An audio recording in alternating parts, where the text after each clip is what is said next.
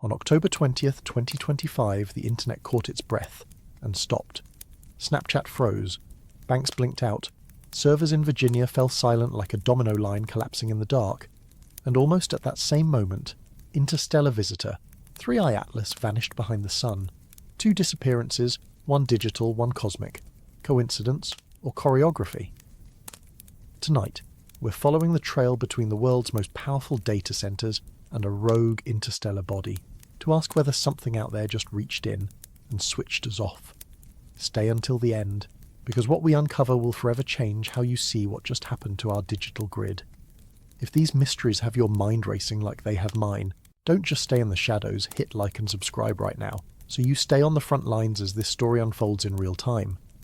Drop a comment with where you're watching from, what time it is there, and whether you think the world is seeing the full truth behind these earth-shaking discoveries. And if you want to amplify this hunt for hidden stories, share this video on X, Facebook, Reddit, or even in your private chats. Thank you for standing with us. You are the reason we chase stories no one else dares to follow. Part 1, 2 blind spots, 1 week. Picture this. You wake up on October 20th, 2025 and your phone won't connect. Your bank app freezes. Your doorbell camera is dead. Across the globe, millions of people are staring at loading screens that will never load. The internet, that invisible grid we've woven around the planet like a second atmosphere, has suffered a catastrophic wound. Major services are down, Snapchat, Fortnite, Amazon's Alexa, banking portals all gasping for air. The digital heartbeat of civilization stutters. That's disturbing enough on its own, the kind of event that makes headlines and sparks congressional hearings. But here's where it gets strange. 24 hours later, on October 21st, 2025, something else vanishes. Not from our servers, but from our sky. An interstellar visitor, a cosmic wanderer from beyond our solar system, slips behind the sun. From Earth's perspective, it enters what astronomers call solar conjunction. We lose sight of it completely. The object's name is 3I-ATLAS, only the 3rd confirmed interstellar object ever detected entering our solar system. It's been racing toward the sun at speeds that would liquefy anything we've ever built. And just as it reaches its closest approach, just as we lose our ability to track it, our global internet infrastructure collapses. 2 blind spots, 1 digital, 1 astronomical, separated by roughly 24 to 48 hours. You're probably thinking what any rational person would think. Coincidence. Random events that happen to overlap in time, like 2 strangers passing on opposite sides of a street. The universe is big, things happen constantly, and our pattern-seeking brains love to draw connections where none exist. Scientists, engineers, the people who actually understand the technical guts of cloud infrastructure and orbital mechanics, they'll tell you there's no physical link. Amazon Web Services blamed internal system failures. Astronomers say the comet is too far away, too small, physically incapable of affecting Earth's technology. Case closed, move along, nothing to see here. Except we can't see, can we? That's the whole point. At the exact moment when we should have been watching this interstellar visitor most carefully, documenting its behaviour as it swung through the inner solar system, we lost our network infrastructure. And at the exact moment when that visitor disappeared behind the sun, creating an observational blackout that will last days or weeks, we were too busy rebooting servers to look up. This isn't a story about what definitely happened. This is a story about what we couldn't see, what we still can't see, and why that matters more than you think. We're going to follow 3 threads through this investigation. The first thread is purely technical. What actually failed in that cloud infrastructure, how cascading failures work, why a single region in Northern Virginia can bring down services on 6 continents. The second thread is astronomical. What 3I-ATLAS actually is, where it came from, what happens when an interstellar object approaches the sun, and why the timing of its disappearance should at least make us pause. The third thread is the one that will make some of you uncomfortable, the speculative angle. What if the timing wasn't coincidental? What if someone or something chose this moment deliberately? What if there are operations, human or otherwise, that benefit from dual blind spots? Moments when both our digital sensors and our cosmic sensors go dark simultaneously. Let me be clear about what you're going to get in this investigation. You're going to get facts, verified technical details, astronomical data, expert commentary. You're going to get speculation, clearly labelled as such, exploring scenarios that range from mundane infrastructure failure to considerably more exotic possibilities. You're going to get a framework for thinking about vulnerabilities, about the fragility of systems we take for granted, about the strange moments when the cosmos and our technology seem to whisper to each other in languages we don't fully understand. What you won't get is certainty. What you won't get is a neat bow tied around this story, because the story is still unfolding. The object is still behind the sun as we speak. The full forensic analysis of the outage hasn't been released. We're in the blind spot right now, all of us, staring at shadows and trying to figure out what cast them. Scientists will tell you correctly that correlation does not imply causation. Two things happening near each other in time doesn't mean one caused the other. Fair enough. But correlation can imply investigation. It can imply that we should at least ask the questions, follow the threads, see where they lead. Because here's the thing about blind spots. They're only blind if we refuse to look around them. Imagine you're watching two separate monitoring systems. One tracks your digital infrastructure, the millions of servers and routers and cables that keep information flowing around the world. The other tracks objects in space, comets and asteroids, and visitors from other star systems. Both systems are sophisticated, redundant, backed by decades of engineering and billions of dollars. Now imagine both of those monitoring systems go dark within 48 hours of each other. One because of technical failure, one because of simple geometry, the object moving behind the sun. Your digital heartbeat flatlines. Your cosmic heartbeat disappears off the screen at the exact same time. Would you call that Tuesday, or would you call that worth investigating? The stakes here are larger than you might initially think. This isn't just about one outage or one comet.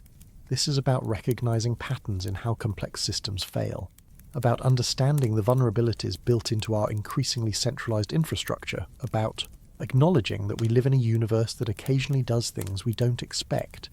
It's about the growing realization that our technological civilization, for all its redundancy and fail-safes, has created single points of failure that can cascade across the entire planet in minutes.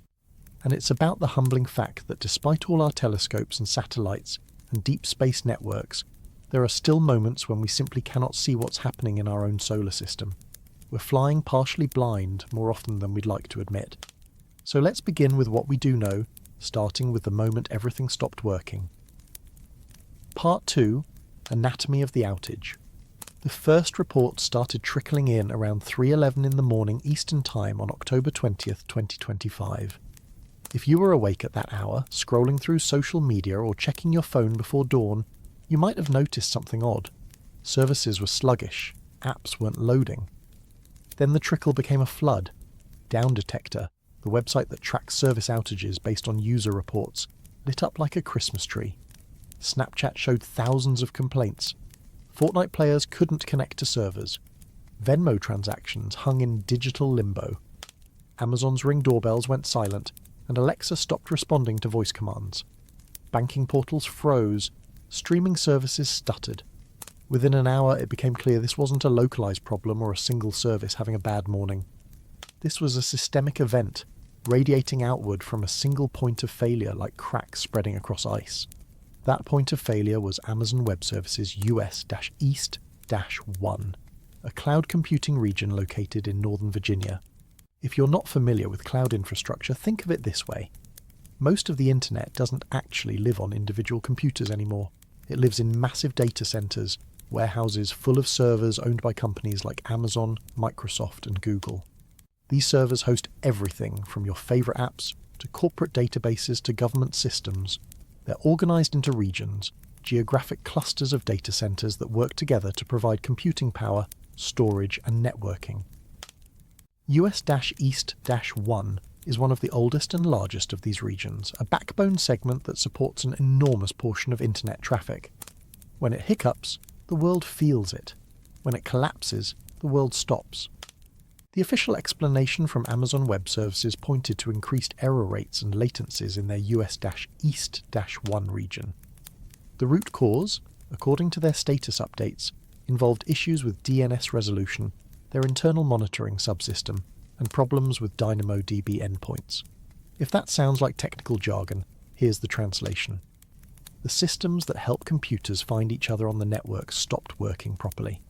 The systems that monitor whether everything, is healthy couldn't report accurate information, and the databases that many applications rely on to store and retrieve data became unreachable. It was a perfect storm of interconnected failures, each one amplifying the others. But here's what makes this particularly devastating. Modern internet architecture is built on dependencies. Your banking app doesn't just talk to your bank's servers, it authenticates your identity through third-party services. It routes traffic through content delivery networks. It makes API calls to dozens of different systems, many of which happen to use AWS-East-1 for critical functions. When that region starts failing, it doesn't just affect services hosted there directly. It affects every service that depends on it, even if those services are hosted elsewhere. The failure cascades outward in waves. Think of it like a keystone in an arch. One stone falls, and suddenly the entire structure wobbles. The global nature of the internet means that a failure in Northern Virginia can knock out services in Tokyo, London, Sydney, and Sao Paulo simultaneously, all because we've built a system where too many roads lead through one tunnel. The Guardian described this outage as revealing how internet users are at the mercy of too few providers. That's not hyperbole. 3 companies, Amazon, Microsoft, and Google, control the majority of cloud computing infrastructure globally. When one of them stumbles, millions of services stumble with them. The redundancy we've built into the system, the backups and fail-safes and multiple availability zones, all of that sophisticated engineering, sometimes it's not enough, because the redundancy itself depends on underlying systems that can also fail. The monitoring tools that are supposed to detect problems, they can break. The automatic recovery systems, they need to be triggered by monitoring tools that might not be working. It's systems all the way down, and when the foundation cracks, everything above it is in trouble. What we don't yet know is perhaps more interesting than what we do know. Amazon hasn't released a detailed forensic timeline of exactly how the failures cascaded through their infrastructure. There's been no public indication of malicious attack, no evidence that someone deliberately caused this outage. But absence of evidence isn't evidence of absence, especially when the full investigation is still ongoing. We don't know precisely which systems failed first, which failures were symptoms versus causes, or whether there were any unusual patterns in the error logs that might suggest something beyond routine technical problems. We don't know if this was purely a software issue, or if hardware failures contributed. We don't know if there were any security incidents that might have been obscured by the chaos of the outage itself. Third-party monitoring services like Thousand Eyes observed the failure from outside Amazon's network and confirmed the massive scope of the disruption. But even their view is limited. They can see the symptoms, the packets dropping and the connections timing out, but they can't see inside Amazon's infrastructure to understand the root mechanisms. It's like watching someone collapse on the street. You can see they've fallen, but you can't see whether it was a heart attack or a stroke or something else entirely without examining them more closely. The examination is still happening behind closed doors, in conference rooms at Amazon, and in regulatory offices that are starting to ask uncomfortable questions about concentration of power in cloud infrastructure. So here's what we can say with confidence. On October 20th, 2025, one of the most critical pieces of internet infrastructure on the planet experienced a cascading failure that disrupted services globally for hours. The technical cause involved multiple interconnected system failures in a single geographic region. The impact was massive, touching everything from social media to financial services to home automation.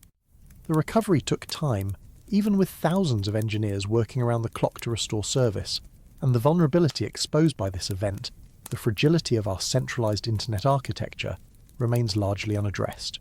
We've documented the symptoms, we've identified the patient, but we haven't necessarily understood the underlying disease. Now let's flip to the cosmic side of this story and talk about the visitor that chose this exact moment to disappear from view. Part 3. 3I-ATLAS, the Cosmic Visitor and Solar Blind Zone. On July 1st, 2025, astronomers at the Asteroid Terrestrial Impact Last Alert System, or ATLAS, detected something extraordinary. A new object moving through our solar system, but not like the comets and asteroids we're used to seeing.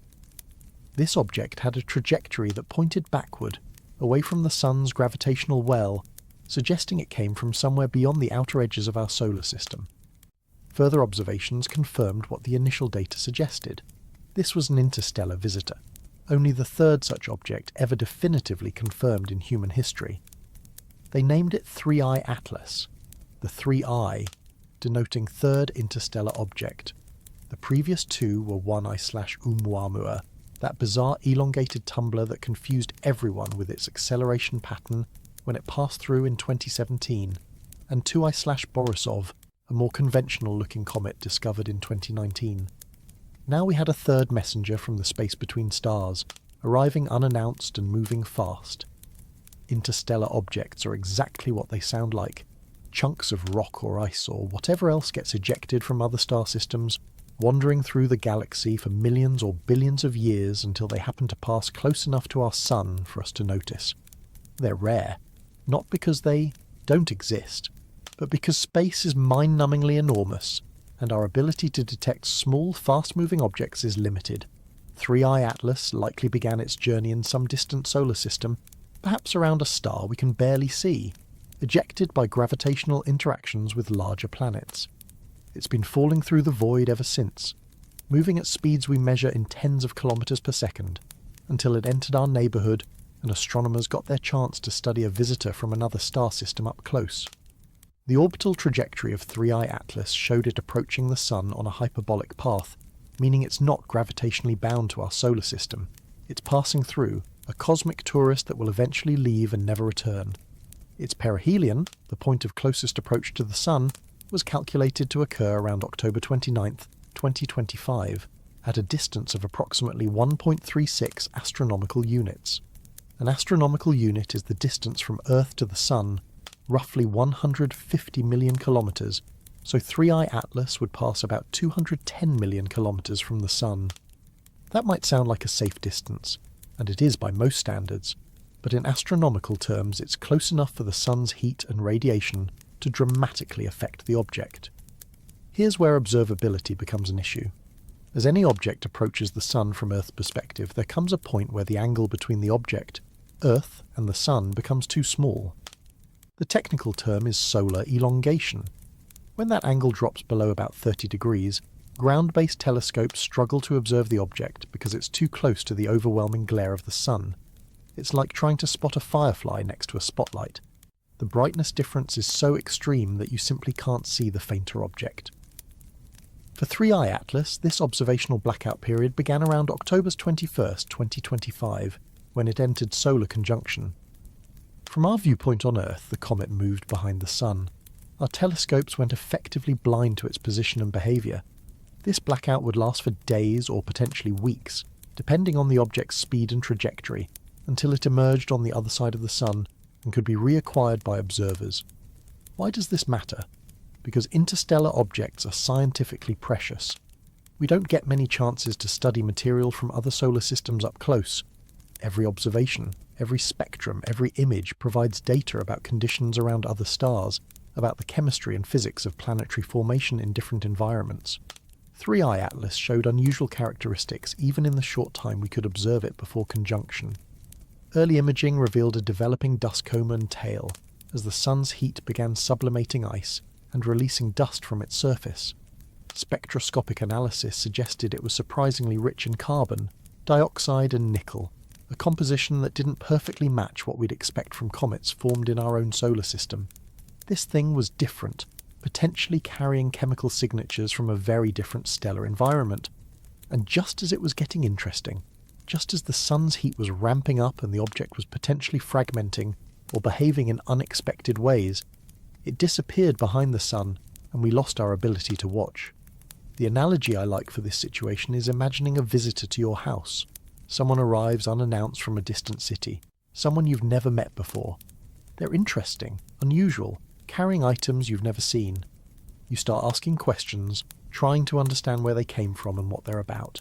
And just as the conversation is getting good, just as you're starting to piece together their story, they walk behind a curtain and you can't see them anymore.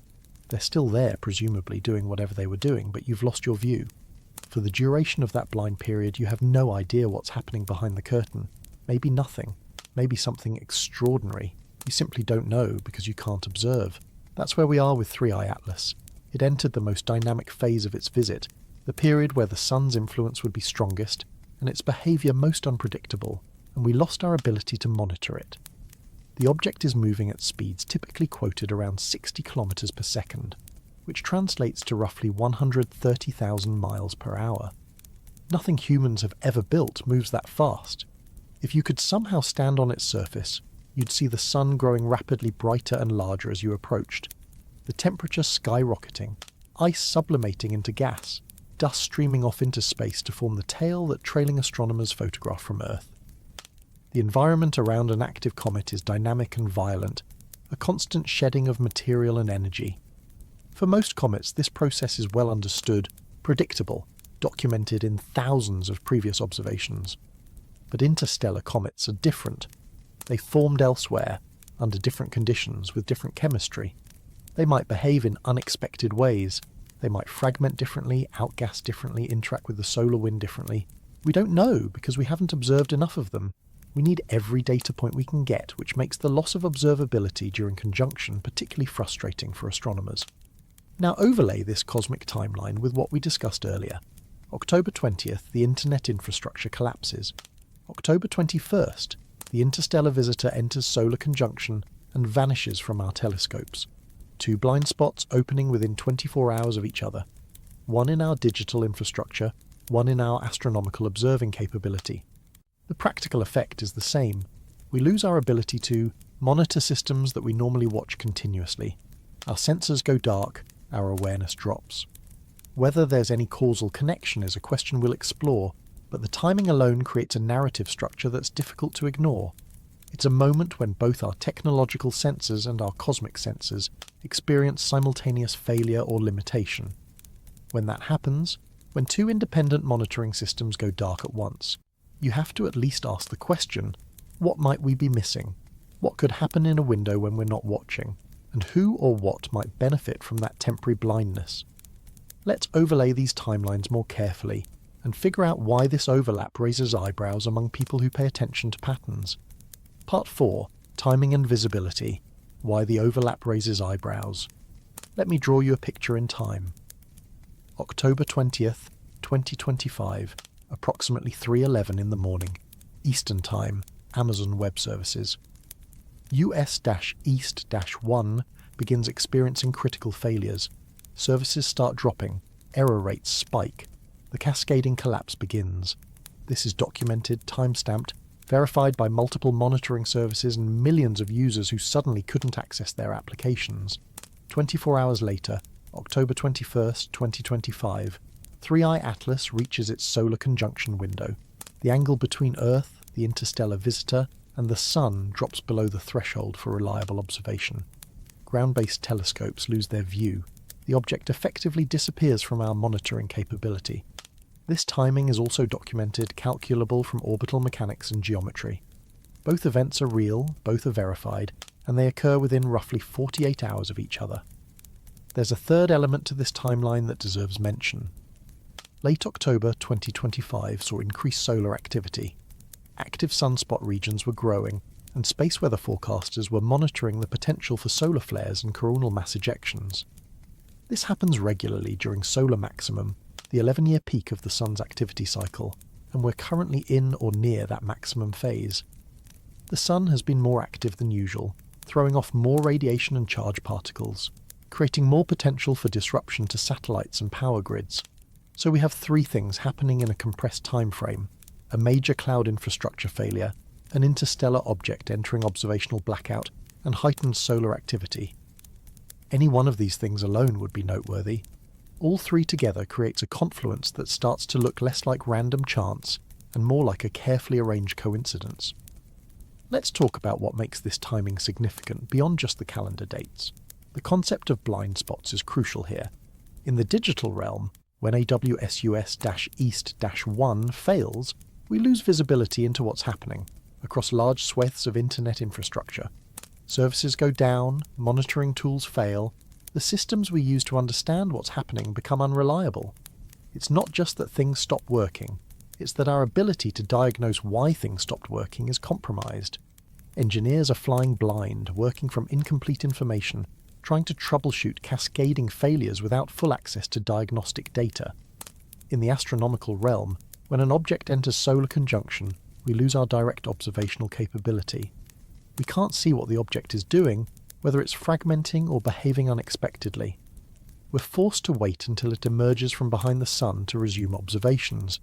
Two different types of blindness, two different domains, occurring simultaneously. The metaphor I keep returning to is a power grid that goes out just as a lighthouse shutter closes. You're navigating by infrastructure, by signals and markers that tell you where you are and what's happening around you. Suddenly the power fails and you lose your artificial lighting. Simultaneously, the natural lighthouse that provides navigational reference closes its shutter and you lose that guidance too. For a window of time, you're operating in dual darkness. Maybe nothing happens during that darkness. Maybe you navigate through just fine once the lights come back on, but during the blackout itself you have no way of knowing what you might have missed. You have no way of confirming that everything proceeded normally, because you couldn't see anything proceeding at all. That's the situation we're examining here. A window of dual blindness where both our technological monitoring and our cosmic observation went dark together. Now, let me be very clear about something.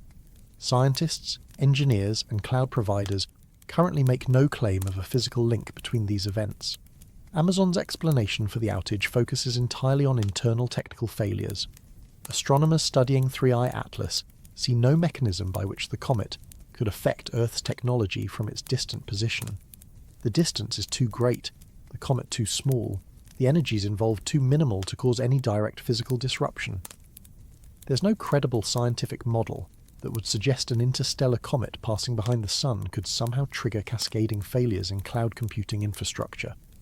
The physics doesn't support it. The data doesn't support it. The expert consensus is that these are unrelated events that happen to overlap in time. That's the baseline rational position, and it's probably correct. But here's why this moment remains compelling despite that rational baseline. The combination of infrastructure failure and cosmic blind spot is extremely rare. Major outages of this scale happen maybe a few times per year across all major cloud providers. Interstellar objects entering our solar system and reaching solar conjunction happen even less frequently. We've only confirmed 3 interstellar visitors in human history, and we've only observed 2 of them during conjunction periods. The probability of these rare events overlapping in a 48-hour window is genuinely low. Not impossible, not miraculous, but low enough that it deserves examination. When multiple rare events coincide, you can dismiss it as random chance, or you can investigate whether there might be underlying connections that aren't immediately obvious. The scientific method doesn't require you to believe in connections, but it does require you to check. Statistics about the visibility of 3I-ATLAS during conjunction are straightforward. When solar elongation drops below 30 degrees, reliable observation becomes extremely difficult or impossible with ground-based telescopes. The object remains in this blind zone for a period determined by its orbital speed and trajectory.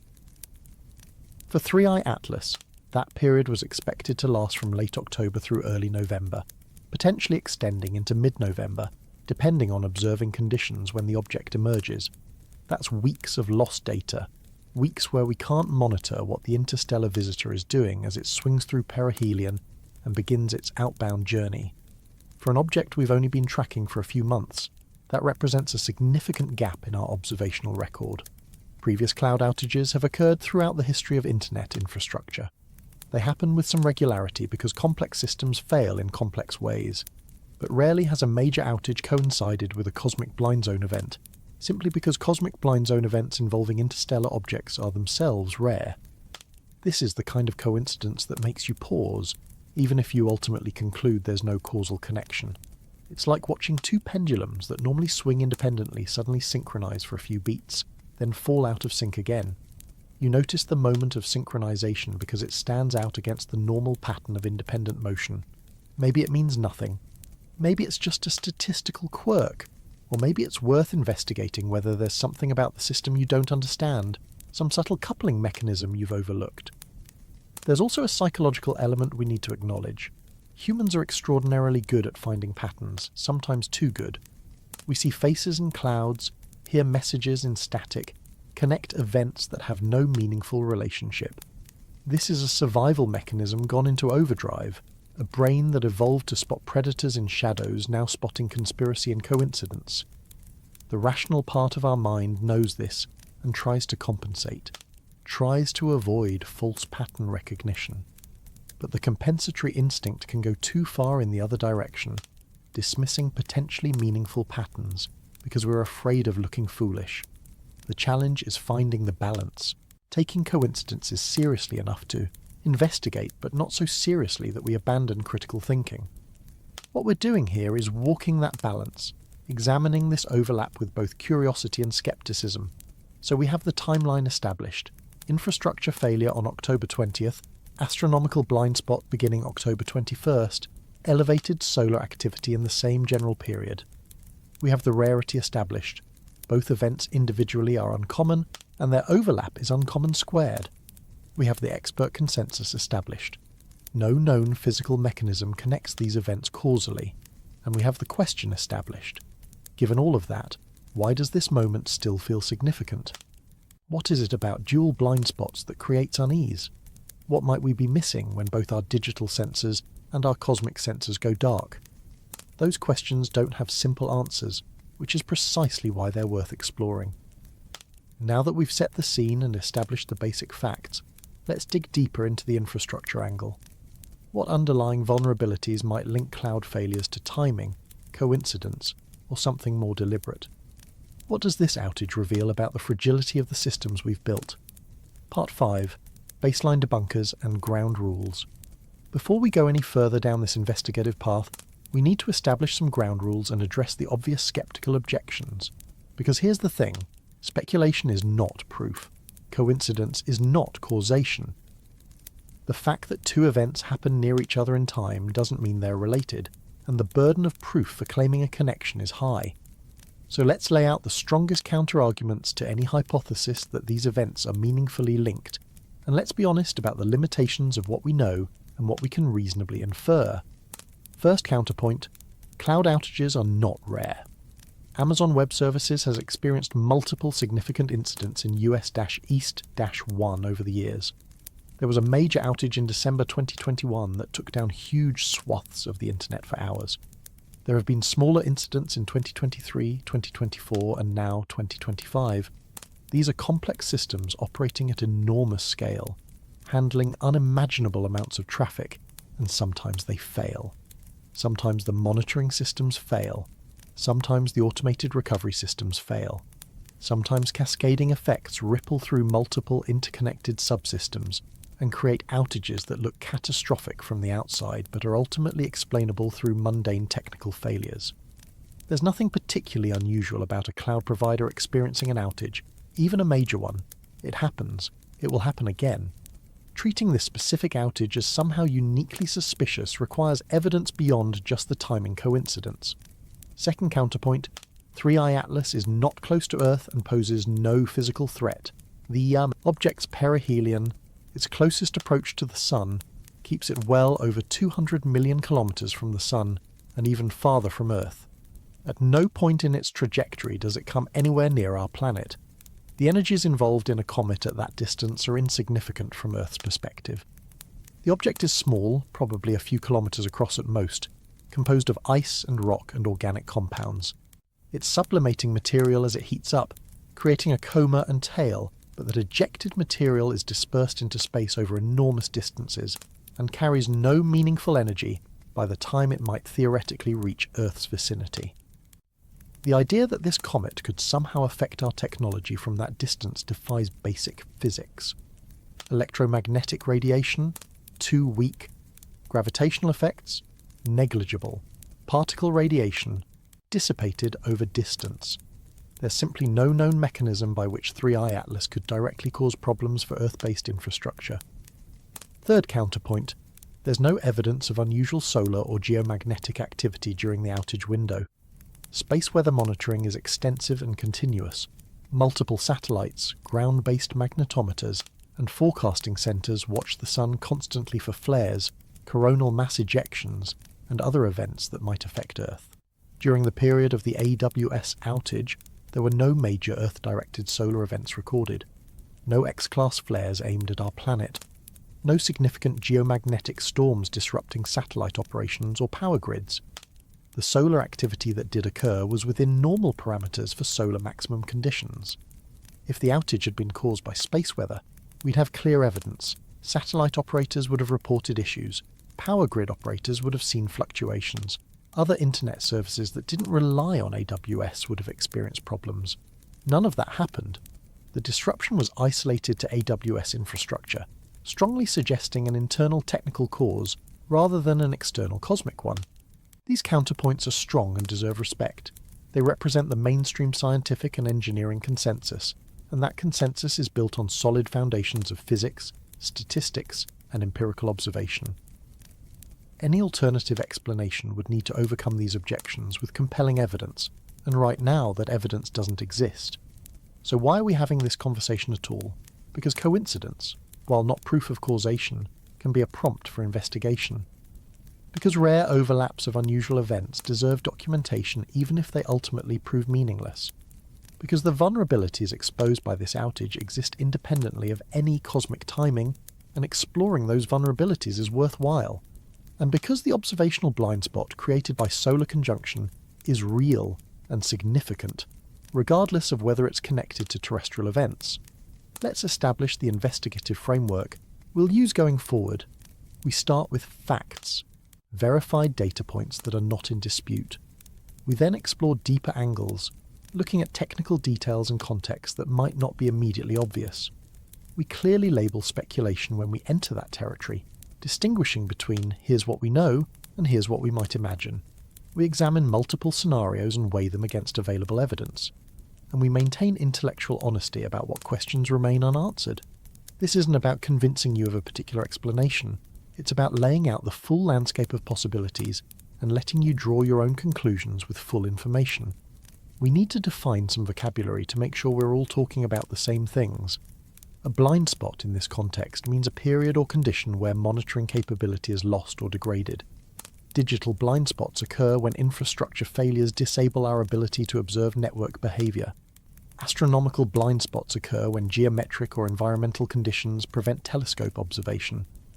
Conjunction specifically means an object aligned with the Sun from Earth's perspective, creating observational difficulty. Cascading failure refers to a situation where one system failure triggers failures in dependent systems, creating a chain reaction.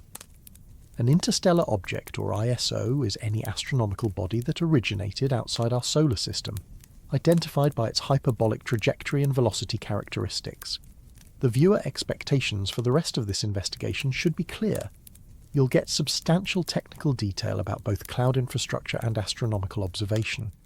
You'll get clearly labelled speculation about alternative scenarios, some mundane and some exotic. You'll get honest assessment of which scenarios have evidentiary support and which are purely hypothetical. What you won't get is dogmatic insistence on any particular explanation. What you won't get is breathless conspiracy theorizing unsupported by facts. What you won't get is a neat resolution, because the story is still developing, and some questions genuinely don't have answers yet. I want to encourage an approach to this material that combines open-mindedness with healthy skepticism. Be willing to consider unusual possibilities, but demand evidence before accepting them. Recognize that complex events often have complex causes that aren't immediately apparent. Understand that experts can sometimes miss connections because they're working within specific disciplinary silos, and that cross-domain patterns might only become visible when you look at multiple systems simultaneously. But also recognize that most coincidences really are just coincidences, and that extraordinary claims require extraordinary evidence. The balance between those positions, that's where interesting investigation happens. We're about to move into Act 2 of this investigation, where we go deeper into technical details, explore lesser-known aspects of both the cloud failure and the interstellar visitor, and lay out multiple scenarios for how these events might or might not be connected. Some of what follows will challenge your assumptions about infrastructure resilience. Some will introduce you to surprising aspects of astronomical observation. Some will venture into speculative territory that might make you uncomfortable, and that's okay. The goal isn't comfort, it's understanding. The goal is to map out the full space of possibilities, from the most mundane to the most extraordinary, and then see which ones actually fit the evidence we have. Let's dive into the infrastructure fragility story and understand exactly what broke, how it broke, and why that breaking pattern matters more than you might think. Part 6. The Cloud Infrastructure Fragility Story. To understand why the October 20th outage was so devastating, you need to understand how cloud infrastructure actually works. Amazon Web Services US-East-1 isn't just a data center. It's an interconnected collection of availability zones, essentially separate facilities with independent power, cooling, and networking, all clustered in the Northern Virginia region. The design philosophy is redundancy. If one availability zone fails, traffic should automatically redirect to others. Services should remain available even during localized failures. That's the theory. The practice, as we saw on October 20th, can be considerably more complicated. The infrastructure of a modern cloud region involves layers upon layers of abstraction. At the bottom, you have physical hardware, servers, storage devices, network switches, routers. Above that, you have virtualization layers that allow multiple virtual machines to run on single physical hosts. Above that, you have container orchestration systems managing thousands of application instances. Above that, you have load balancers distributing traffic. Above all of that, you have identity and authentication systems, DNS resolution services, monitoring and alerting systems, and databases that track configuration and state. Each layer depends on the layers below it, and many services depend on shared infrastructure components that cut across all layers. When AWS issued their status updates during the outage, they mentioned specific problem areas: network connectivity issues, increased error rates in identity services, DNS resolution problems, and issues with DynamoDB endpoints. Let's unpack what each of those means. Network connectivity issues suggest problems with the physical or virtual networks that allow servers to communicate with each other and with the outside internet. This could be routing problems, switch failures, software bugs in network configuration systems. Identity service errors mean the systems that verify you are who you claim to be, that authenticate your credentials and authorize your access. Those systems were struggling or failing. Without working identity services, applications can't verify users, can't grant access, can't complete transactions that require authentication. DNS resolution problems mean the system that translates human-readable domain names into machine-readable IP addresses was malfunctioning. Without DNS, computers can't find each other on the network. It's like having a phone book where all the numbers have been scrambled. And DynamoDB endpoint issues mean the database service that many applications rely on for storing and retrieving data was unreachable or returning errors. Each of those problems individually would be serious. Together, they created a catastrophic cascade. Applications that need to authenticate users hit identity service failures. Applications that need to locate resources hit DNS failures. Applications that need to read or write data hit database failures. And because many applications depend on all three of those systems working correctly, the combined failure meant widespread collapse. The monitoring systems that should have detected and reported these problems, they depend on the same infrastructure that was failing, so they couldn't always provide accurate information. Engineers were troubleshooting blind, working from incomplete data, trying to fix cascading failures without full visibility into what was actually broken. Historical context makes this event more significant. Amazon Web Services has experienced major outages before, but each one teaches us something new about system fragility. The December 2021 outage, for instance, exposed vulnerabilities in how automated scaling systems interact with network devices. Services that should have failed over to backup regions didn't, because the control plane systems that manage failover were themselves affected. The pattern we see repeatedly is that redundancy and fault tolerance, while real and valuable, are not absolute guarantees. They work until they don't, until some combination of failures overwhelms the defensive mechanisms, until cascading effects spread faster than automated systems can respond. Why does a single region failure ripple globally? Because the internet is not as distributed as we like to imagine. Yes, there are data centers around the world. Yes, there's redundancy and multiple paths for traffic. But many critical services have dependencies that funnel through specific regions. Authentication systems might be centralized in one location for consistency reasons. Payment processing might route through specific endpoints. Content delivery networks might have their control planes in particular regions. API gateways that third-party services use to interact with platforms might be region-specific. When that region goes down, services hosted elsewhere can still be affected because they can't complete critical operations. that require calling systems in the failed region. The analogy of one tunnel, carrying too much traffic is apt, but it's actually worse than that.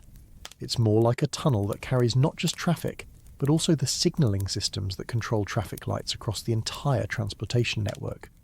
When the tunnel fails, it's not just the vehicles inside that are stuck, it's vehicles at intersections across the city, waiting for signals that never come because the signalling system control hub was in the tunnel. That's the nature of cascading infrastructure failures. The effects spread through dependencies in ways that aren't always obvious from architectural diagrams. Expert commentary from publications like The Guardian emphasise that this outage reveals internet users are at the mercy of too few providers. That's not alarmist rhetoric, it's accurate assessment of market concentration. 3 companies dominate cloud infrastructure globally. If you're running a business, a government service, or any kind of digital platform, you're almost certainly using services from Amazon, Microsoft or Google, and probably from all 3. That concentration creates efficiency and economies of scale, but it also creates systemic risk. When one of those providers has a bad day, huge portions of the internet have a bad day simultaneously. Reuters reported on a specific technical detail that's worth highlighting: issues with the health monitoring system of network load balancers. Load balancers are systems that distribute incoming traffic across multiple servers to prevent any single server from being overwhelmed.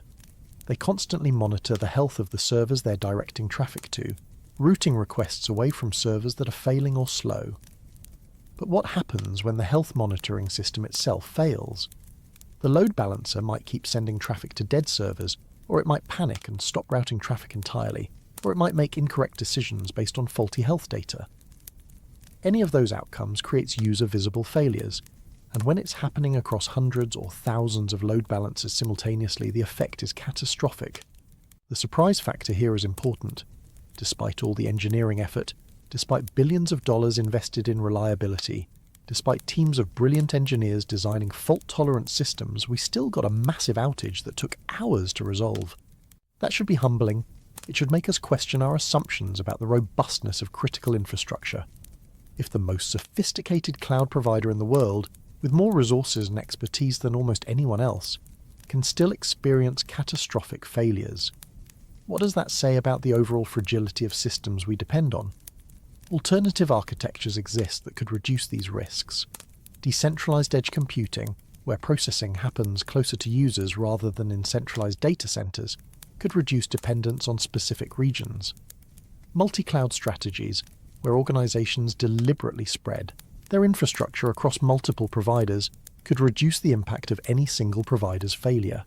Federated identity systems, where authentication doesn't depend on centralized services, could prevent authentication failures from cascading.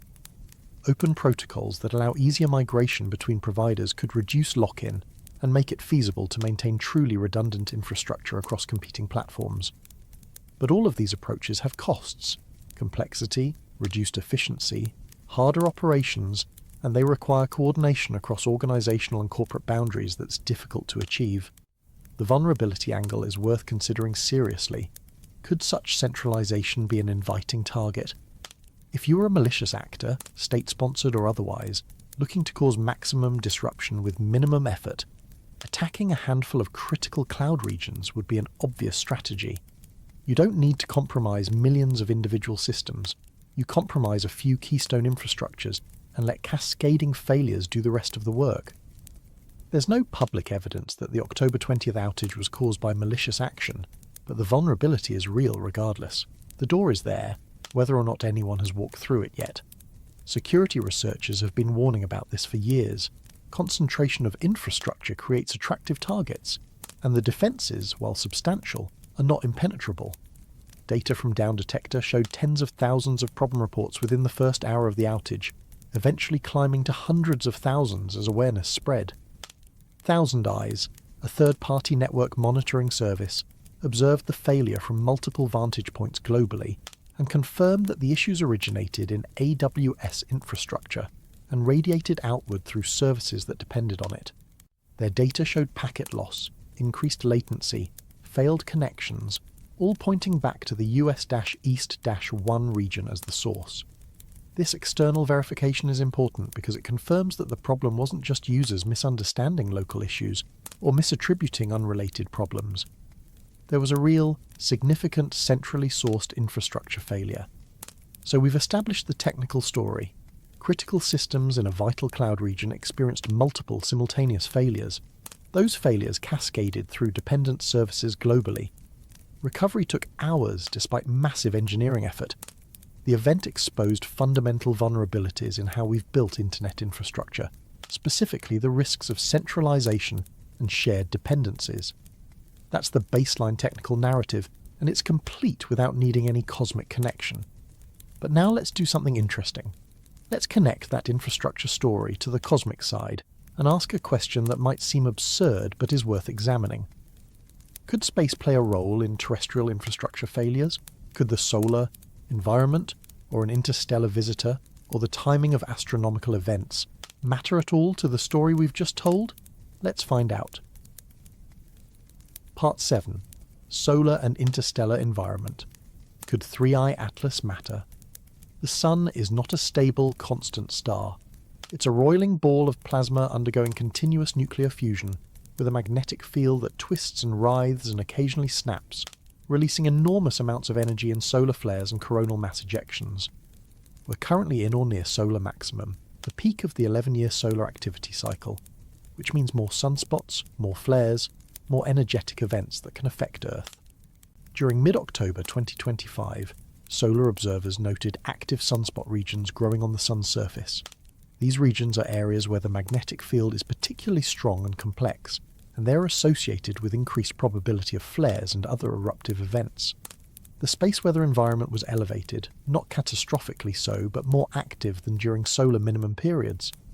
When we talk about space weather affecting Earth, we're usually talking about a few specific mechanisms. Solar flares produce bursts of electromagnetic radiation across the spectrum, including X-rays and extreme ultraviolet light. These photons reach Earth in about 8 minutes and can affect the ionosphere, the upper layer of our atmosphere that's important for radio communications. Coronal mass ejections, or CMEs, are billion-ton clouds of magnetized plasma hurled into space by the Sun. When these hit Earth's magnetic field, typically 1 to 3 days after leaving the Sun, they can cause geomagnetic storms that affect satellites, power grids, and navigation systems. Energetic particles, mostly protons, can be accelerated by solar events and impact satellites, potentially causing temporary malfunctions or permanent damage to electronics.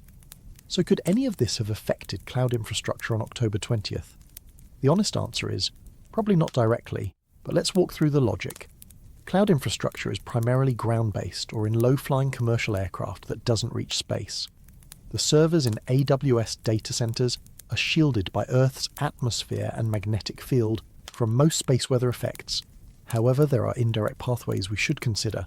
Satellite communications link some data centers for backup connectivity or long-distance routing.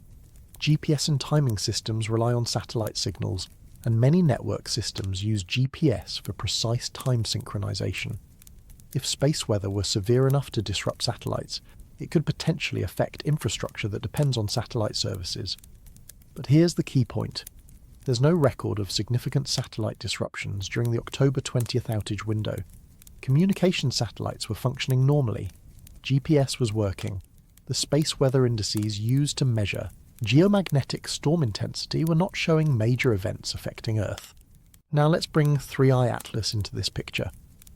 The interstellar comet was approaching the Sun, but still far from Earth, over 2 astronomical units away from our planet at the time of the outage. At that distance, any direct effect on Earth would be essentially zero. Comets don't emit significant electromagnetic radiation. They're cold chunks of ice and rock that reflect sunlight, and, when heated, sublimate volatiles that create the characteristic coma and tail. The material released by 3I-ATLAS was dispersing into space in all directions. Some tiny fraction of it might eventually intercept Earth's orbit months or years later, but in quantities so small they'd be undetectable except by specialized instruments looking for interstellar dust grains. But let's engage with a more interesting question. Could the interaction of the comet with the solar environment create indirect effects that somehow matter? When a comet approaches the Sun, several things happen. Solar radiation heats the surface, causing ice to sublimate. The pressure of sunlight and the solar wind, the stream of charged particles constantly flowing from the sun, pushes the sublimated material away from the sun, creating the tail. For interstellar objects, which may have different compositions than solar system comets, this process might behave unexpectedly. 3I-ATLAS showed surprising amounts of carbon dioxide and nickel in spectroscopic observations, suggesting a chemistry that didn't match typical solar system comets. Could that unusual chemistry create unusual interactions with the solar environment? The balanced scientific verdict here is clear. No credible mechanism exists by which 3I-ATLAS could directly affect Earth's infrastructure. The energies are wrong, the distances are too large, the physics doesn't work. Space weather monitoring during the outage period showed no Earth-directed major events that would explain infrastructure failures. If a massive solar flare or CME had occurred at the right time and orientation to affect Earth, we'd have seen it in satellite data, ground magnetometer readings, ionospheric monitoring. That evidence doesn't exist, which strongly suggests the outage was caused by internal technical issues rather than external cosmic ones. However, the environment is worth noting for context. Solar maximum means elevated background levels of solar activity, more energetic particles in near-Earth space, more variability in ionospheric conditions, more opportunities for unexpected interactions. The system is running hot in space weather terms, even if no specific extreme event occurred during the narrow window of the outage. It's like the difference between driving on a clear day versus driving in fog. Even if you don't have an accident, the increased risk is real and measurable. The space environment during late October was not benign. It was elevated, dynamic, more variable than during quiet solar periods. Now we need to address fringe speculation, clearly labelled as such, that exists in certain online communities. Some individuals have suggested that interstellar objects might carry electromagnetic anomalies, might be partially composed of materials we don't understand, might even be engineered artifacts from other civilizations that could deliberately or accidentally affect our technology. These ideas, while creative, have zero evidentiary support. 1I/Oumuamua spawned endless speculation about its unusual tumbling motion and slight acceleration, with some serious scientists like Harvard's Avi Loeb suggesting we couldn't completely rule out artificial origins. That speculation was controversial within the scientific community and remains unproven. 2I/Borisov looked like a normal comet and didn't inspire similar theories. 3I-ATLAS, so far, appears to be a comet behaving mostly like a comet, sublimating, creating a coma and tail, chemically unusual but not impossible for interstellar origin. The point of mentioning fringe theories isn't to endorse them but to acknowledge they exist and explain why they're not accepted by mainstream science. The burden of proof for extraordinary claims is high. This object from interstellar space might be affecting our technology, requires demonstrating a mechanism, showing evidence of unusual properties, and ruling out more mundane explanations. None of those requirements have been met. The chemical composition differences observed in 3I-ATLAS are interesting scientifically, but don't suggest anything beyond natural variation in comet formation under different stellar conditions. What we can say definitively is that the observational blind zone created by solar conjunction is real and significant for science. When 3I-ATLAS moved behind the Sun from Earth's perspective, ground-based telescopes lost their view. Observations stopped, data collection halted. For an object that's only observable for a limited time before it leaves the inner solar system forever, this represents a permanent gap in our knowledge. We'll never get to see what 3I-ATLAS was doing during that period, unless we happen to have other observing platforms like space telescopes or Mars orbiters that can observe from different angles. That's a genuine loss for astronomy, regardless of any connection to terrestrial events. The timing coincidence remains. At nearly the same moment our digital infrastructure experienced catastrophic failure, our observational capability for this rare interstellar visitor also failed due to geometry. Two blindnesses, two different causes, one temporal overlap. The scientific consensus is that this is coincidence without causation. The physics supports that consensus. But the timing creates a narrative structure that's compelling, even if it's ultimately meaningless, and that narrative structure deserves exploration if only to understand why humans find certain patterns so attention-grabbing. We're about to move into more speculative territory, laying out scenarios that range from mundane to wild, each clearly labelled with its plausibility level. These aren't predictions or accusations. They're exercises in possibility mapping, in understanding the full landscape of what could theoretically explain the timing we've observed. Part 8. Speculative attack. Vectors. Cyber. Cosmic or cover operation. We're now entering explicitly speculative territory. Nothing in this section is proven or even strongly evidenced. These are scenario exercises, thought experiments, frameworks for understanding how someone might think about the coincidental timing if they were looking for patterns or planning operations. Consider these as creative but disciplined speculation, bounded by plausibility but not by current evidence. We'll examine 3 high-level scenarios and walk through what each would require, what we'd expect to see, and what we actually observe. Scenario A. Cyber attack timed with the object's hidden window.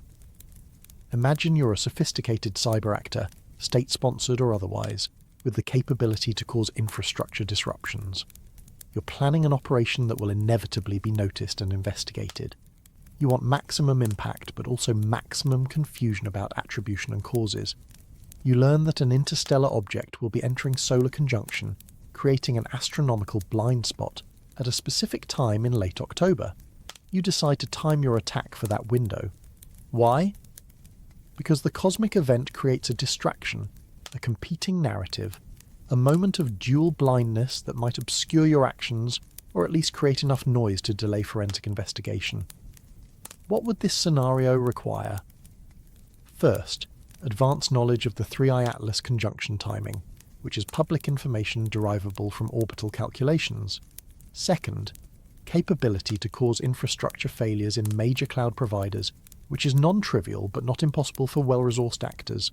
Third, motivation to time the attack for symbolic or operational reasons rather than just hitting at the first opportunity. Fourth, willingness to operate during a window that might actually draw more attention due to the cosmic coincidence, which cuts against some stealth objectives. What would we expect to see if this scenario were true? Evidence of unauthorized access or unusual patterns in network logs. Indicators of compromise that suggest coordinated malicious activity. Possibly multiple simultaneous attack vectors targeting related systems. Forensic analysis that eventually uncovers intrusion signatures rather than just innocent technical failures. What do we actually see? Amazon has not announced evidence of malicious attack. Their public statements attribute the outage to technical failures in monitoring and network systems. No. Government cybersecurity agencies have issued alerts about attacks on cloud infrastructure during this window. Third-party security researchers haven't published findings suggesting compromise. The patterns visible in the outage look like cascading technical failures rather than coordinated attacks. This doesn't prove attacks didn't happen, but it means if they did, they were sophisticated enough to perfectly mimic innocent failures, and no one has detected them yet. Possible, but adding complexity without evidence is generally not the most parsimonious explanation. Scenario B. Cosmic incident triggers chain reaction. This is the most physics-defying scenario, so let's be clear about its implausibility up front. The speculation would go something like this. 3I-ATLAS, as an interstellar object with potentially unusual composition, interacts with the solar environment in unexpected ways. Perhaps it releases a burst of electromagnetic energy, or perhaps its interaction with solar plasma creates secondary effects that propagate toward Earth. These effects somehow impact satellites or upper atmosphere systems, which cascade down to ground infrastructure. The timing of the outage and the conjunction aren't coincidental, because there's an actual, if unknown, physical mechanism linking them. What would this require? A completely novel physics mechanism, or at least a mechanism we've never observed before, that allows an object at that distance and size to affect Earth. Satellite disruptions that served as intermediaries in the cascade. Space weather anomalies during the outage window. Possibly effects on ionospheric propagation, or magnetospheric conditions that rippled into communication systems, and from there into cloud infrastructure. What would we expect to see? Widespread satellite malfunctions, multiple operators reporting problems, space weather indices showing anomalies, effects visible across multiple independent systems, not just one cloud provider's infrastructure. Other countries and providers experiencing similar issues if the cosmic cause was truly hitting Earth broadly. What do we actually see? No satellite malfunctions reported during the outage. Space weather data showing elevated but not extreme conditions. Effects isolated primarily to AWS infrastructure, with other providers functioning normally. No ionospheric anomalies that would suggest external electromagnetic interference. This scenario fails on nearly every evidential requirement. It's imaginative, but the physics and observations don't support it. I include it here not because it's plausible, but because some people will wonder about it, and it's worth explicitly addressing why it doesn't work. Scenario C, man-made opportunistic event, or the outage as cover. This scenario is more subtle. The outage is exactly what it appears to be, a routine, if large-scale, technical failure. But someone with knowledge that it was going to happen, or someone monitoring for opportunities, chose that moment to conduct other activities under cover of the chaos. Data exfiltration from systems while attention is focused on restoring services. Covert network repositioning while engineers are distracted. Testing of resilience or response capabilities. The cosmic timing is genuinely coincidental, but the outage itself creates an operational window that could be exploited. What would this require? Either insider knowledge of the impending failure, or simply opportunistic response to an observed outage. Capability to conduct operations that benefit from reduced monitoring or distracted defenders. Willingness to act during chaos, which creates both opportunities and risks. What would we expect to see? Possibly anomalous activity in forensic logs that occurred during the outage but wasn't directly related to fixing it. Subtle indicators of secondary compromises or data movements. Effects that only become apparent later, after full forensic review. This scenario is harder to confirm or deny because its signature would be deliberately obscured by the legitimate chaos of outage response. What do we actually see? No public reporting of secondary incidents. No indicators that the outage was used as cover for other operations. But this scenario's nature means we might not see public evidence even if it occurred, since organisations rarely advertise successful intrusions, and investigations can take months. This scenario remains in the realm of unproven but not immediately disprovable, which makes it more intellectually honest than Scenario B but still speculative. For each scenario, we can map out some real-world parallels that help illustrate the concepts even if they don't prove anything about this specific case. History shows us examples of cyber operations coinciding with physical distractions or disasters, creating windows of opportunity. History shows us solar storms that have taken down satellites and even power grids, demonstrating that space weather can affect ground infrastructure under the right conditions. History shows us cases where quiet periods or blind spots in monitoring have been exploited by actors who understood the surveillance gaps. None of these parallels prove that any similar activity occurred in October 2025, but they established that the general patterns we're discussing are not purely fictional. The question of how an actor might exploit dual blind spots is worth considering as a thought exercise. If you could orchestrate or predict a moment when both digital monitoring and astronomical observation were degraded, what advantages would that create? Reduced ability to correlate events across domains, increased noise and confusion in investigative processes, symbolic or psychological impact beyond the practical effects. A test of whether systems designed to be resilient actually are when multiple stressors hit simultaneously. These aren't advantages that necessarily outweigh the risks of operating during heightened scrutiny, but they're non-zero considerations for strategic planning. The critical caveat bears repeating. Public statements from Amazon Web Services describe technical failures. NASA and space weather agencies report no physical link between 3I-ATLAS and Earth systems. The mainstream scientific and engineering consensus is that these are unrelated events. The scenarios we've outlined are speculative exercises, not accusations or predictions. They're ways of thinking about the topology of possibilities, about what the landscape looks like when you map all the potential explanations, even unlikely ones. Most of the time, when you conduct this kind of exercise, you end up back where you started, with the simple explanation being the correct one. But occasionally, rarely, the exercise reveals something unexpected that was hiding in the space no one thought to examine. That's why we do it. Not to promote conspiracy thinking, but to ensure we've actually looked at the full picture before declaring it understood. Next, we'll examine the astronomical observational vulnerability more carefully, understanding what happens when our eyes in the sky lose sight of an object, and why that gap matters beyond any connection to terrestrial events. Part 9. The Observational Blind Spot. Astronomy's Vulnerability. When an object passes behind the Sun from Earth's perspective, we lose our ability to observe it. This isn't a technology limitation that we can engineer around with better telescopes or clearer skies. It's pure geometry. The Sun is so overwhelmingly bright that anything within about 30 degrees of it on the sky becomes essentially invisible to ground-based optical telescopes. Solar astronomers have special instruments that can observe close to the Sun using coronagraphs that block the solar disk. But these are designed for specific purposes and don't generally work well for tracking small, fast-moving objects like comets. For 3I-ATLAS, solar conjunction meant an observational blackout lasting weeks, a period during which the object would pass through perihelion, experience maximum solar heating, potentially fragment or change behaviour, all without our ability to watch. Let's be specific about the 3I-ATLAS case. The object was expected to reach perihelion on or around October 29, 2025, at a distance of 1.36 astronomical units from the Sun. That's its closest approach, the point of maximum heating and activity. But from Earth's viewpoint, the object would already be behind the Sun, lost in solar glare, by October 21st. So we'd miss observing the most dynamic and scientifically interesting phase of its passage. Astronomers had been tracking 3I-ATLAS since its discovery in July, gathering data on its orbit, composition, rotation and activity level. Then, just as things got interesting, the curtain closed. Observations had to stop. The telescope time went to other targets. The data stream ended. Who watches when an object goes behind the Sun? Ground-based telescopes can't, for reasons we've discussed.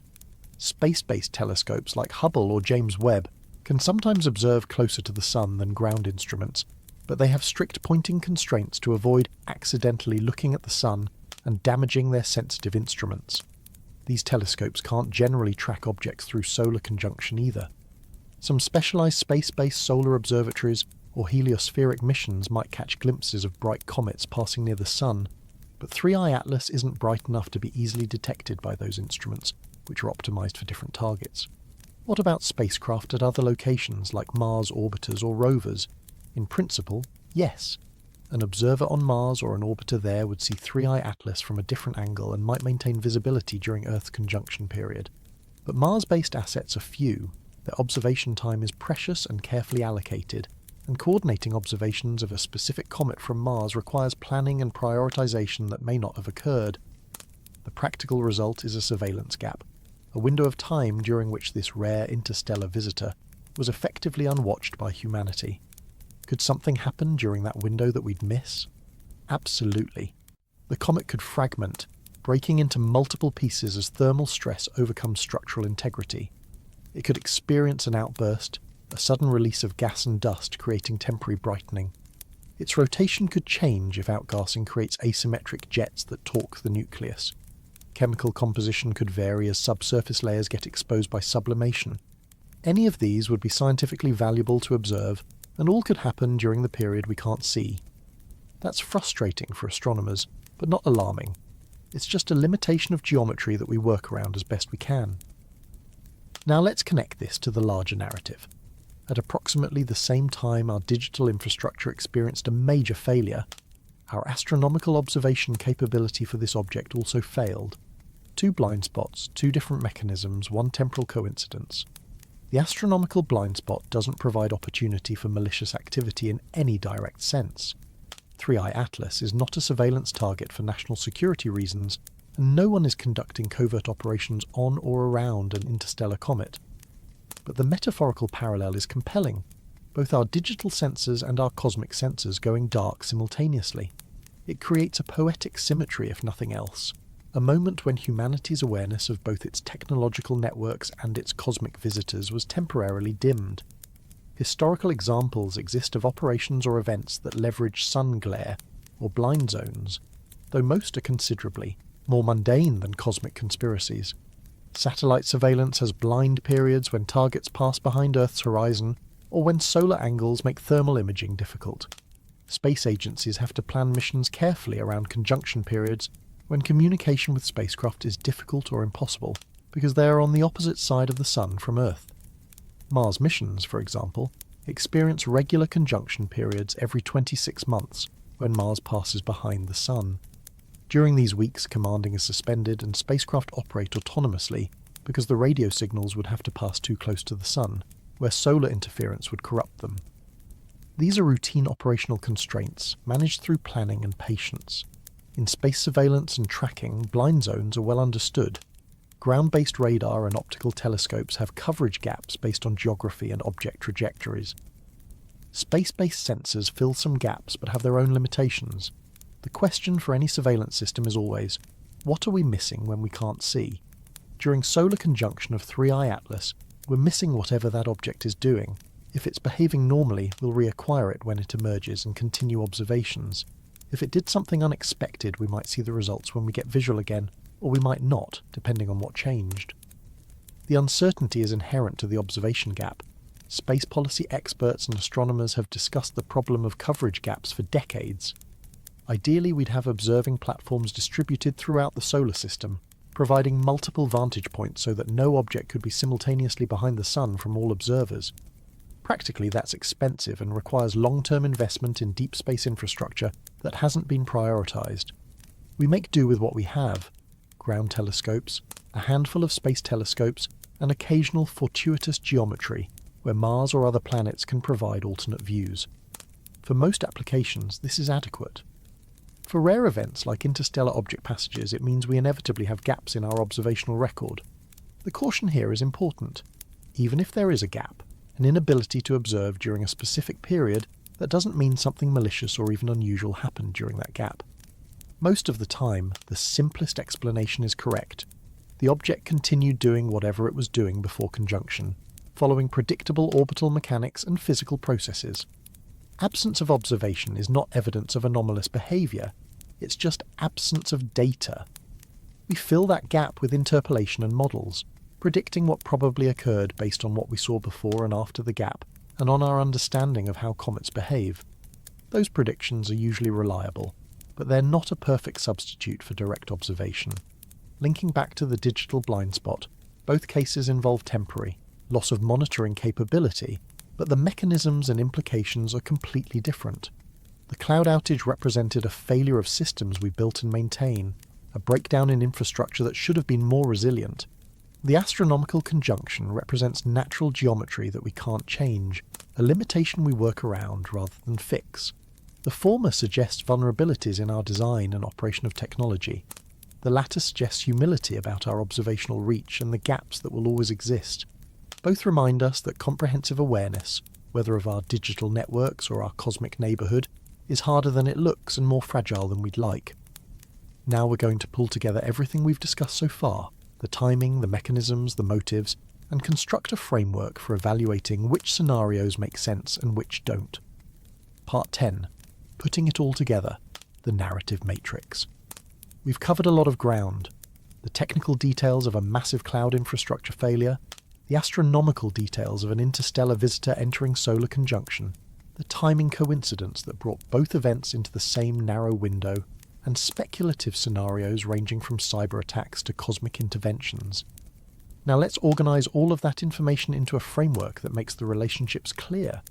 Think of this as a decision matrix, a way of weighing different explanations against three key criteria: timing, means, and motive.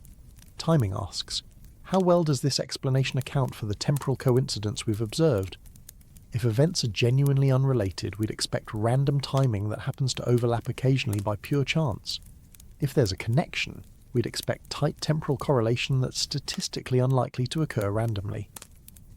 Means asks, what mechanism is required for this explanation to work, and do we have evidence that mechanism exists? Can we identify physical, technical, or operational pathways that would link the events causally? Motive asks, who benefits, or what goal is served by these events occurring together? For deliberate actions, motive helps us understand whether an explanation makes strategic sense. Let's walk through several scenarios and evaluate each against these criteria. Scenario 1. Pure coincidence, unrelated events. Timing. These are two rare events happening within 48 hours. Comets entering solar conjunction happen occasionally, but interstellar comets are exceptionally rare. Major cloud outages happen a few times per year. The overlap is unlikely, but not impossibly so, given the number of things happening in the world constantly. Means no mechanism linking them is required because they're independent. The outage has technical causes internal to a documentaryforSleep infrastructure. The conjunction has geometric causes related to orbital dynamics. Neither affects the other. Motive not applicable since there's no intentional coordination. Strengths. This explanation is parsimonious, requires no unknown physics or secret conspiracies, matches the evidence we have. Weaknesses. Doesn't satisfy our narrative desire for connections, leaves the timing coincidence feeling suspicious even if it's statistically acceptable. Scenario 2. Infrastructure failure, unrelated to cosmos but noteworthy timing. This is essentially Scenario 1, but acknowledging that the timing, while coincidental, is striking enough to merit documentation and analysis. Timing, same as Scenario 1. Means, same as Scenario 1. Motive, not applicable. Strengths, everything from Scenario 1 plus explicit acknowledgement that rare coincidences are worth studying even when they prove meaningless. Weaknesses, same as Scenario 1. This scenario is probably the most intellectually honest position given current evidence. The events are unrelated, but the timing is interesting enough to examine carefully. Scenario 3. Covert cyber operation timed to astronomical event. Timing. Perfect correlation would be expected if deliberately planned. Means. Requires capability to compromise cloud infrastructure and knowledge of conjunction timing. Both are plausible individually, but combining them implies sophisticated actor with cross-domain awareness. Motive. Creating distraction, testing responses, symbolic messaging, operational security benefits from dual blind spots. These are real, but arguably not compelling enough to outweigh risks of operating during heightened scrutiny. Strengths. Explains tight timing as deliberate rather than coincidental. Weaknesses. No evidence of cyber attack, requires attributing sophisticated planning without proof, adds complexity without necessity. Scenario 4. Cosmic interference causes outage. Timing. Would be perfectly explained by physical mechanism. Means. Requires unknown or unexpected physics, allowing distant comet to affect Earth infrastructure, plus satellite or ionospheric intermediaries to propagate effects to ground systems. Motive. Not applicable if natural phenomenon. Strengths. Would conclusively explain timing if mechanism existed. Weaknesses. No known mechanism, no evidence of space weather anomalies, effects too localized to one provider, contradicts physics as we understand it. This scenario fails on the means criterion completely. Scenario 5. Routine outage exploited opportunistically during conjunction. Timing. Coincidental outage timing, but exploitation could be responsive rather than pre-planned. Means. Requires only ability to act during chaos, which many actors might have. Motive. Data theft, network positioning, resilience testing under cover of legitimate crisis. Strengths. More plausible than pre-planned attack. Accounts for lack of obvious attack signatures. Weaknesses. Still speculative, no evidence of secondary incidents, difficult to distinguish from legitimate recovery activities. Walking through this matrix in narrative form, we see a clear winner in terms of matching available evidence, the coincidence explanation. It requires the fewest assumptions, matches what we observe, doesn't invoke unknown physics or unproven conspiracies. The outage had technical causes that Amazon has identified and is presumably working to prevent in the future. The conjunction had geometric causes that astronomers predicted months in advance. The two happen near each other in time because random events occasionally cluster. That's not a satisfying narrative emotionally because humans crave meaning and connection, but it's the explanation that best fits Occam's razor. The simplest explanation that accounts for the observations is usually correct. Part 11. Latest. Discovery of a high-energy neutrino cosmic event. On September 19th, 2025, deep beneath the ice of Antarctica, something impossible arrived. The IceCube Neutrino Observatory, a cubic kilometre of frozen water laced with thousands of optical sensors, recorded a neutrino event designated IceCube 250919A. This wasn't just any particle. This was a messenger that had travelled through the entire Earth without touching a single atom, a ghost that passed through our planet like it wasn't even there. The energy signature clocked in at approximately 290 tera-electron volts. To put that in perspective, that's roughly 20,000 times more energetic than anything the Large Hadron Collider can produce. And it came from somewhere out there, beyond our solar system, beyond our galaxy's comfortable boundaries. You need to understand what makes neutrinos so profoundly strange. These particles are the universe's ultimate spies. They interact with matter so rarely that trillions pass through your body every single second without you ever knowing. They're born in the most violent cosmic events, supernovae, black holes tearing apart stars, processes so energetic they make our sun look like a candle in a hurricane.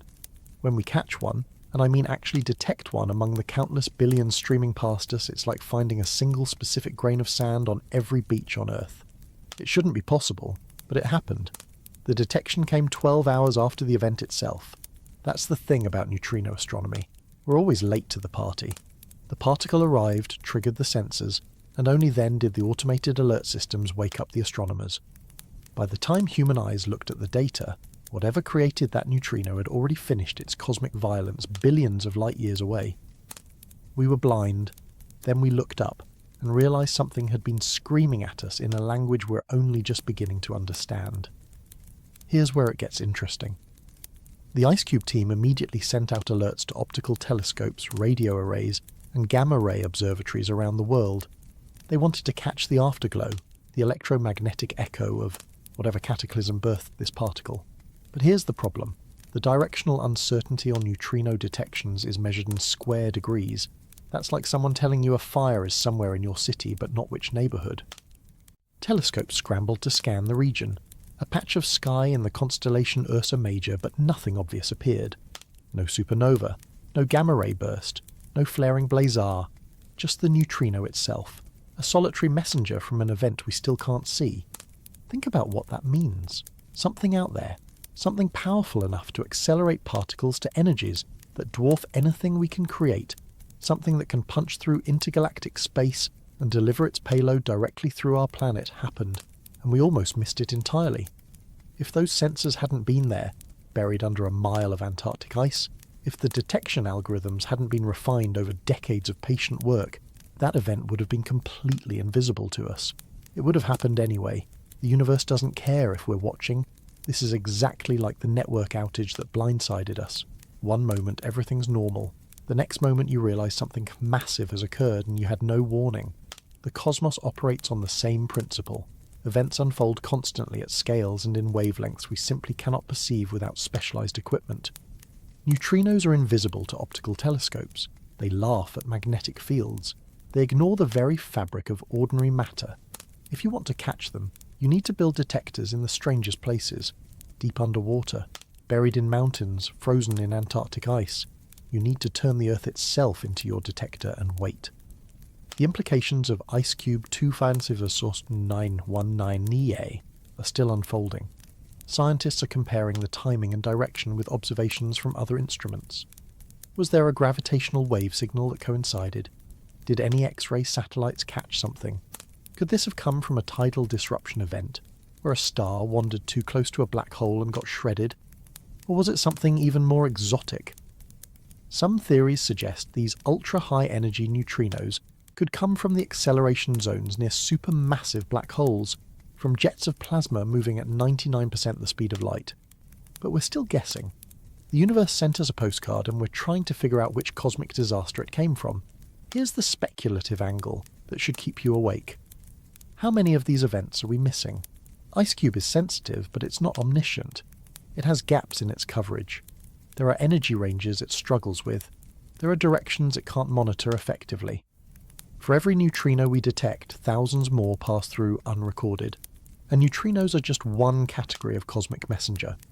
Ultra-high energy cosmic rays hit our atmosphere all the time. Particles so energetic they shouldn't exist according to theoretical limits, and we catch maybe a handful per year across all our detector arrays combined. Gamma-ray bursts flare and fade in seconds, and if our satellites aren't pointed in exactly the right direction, we miss them completely.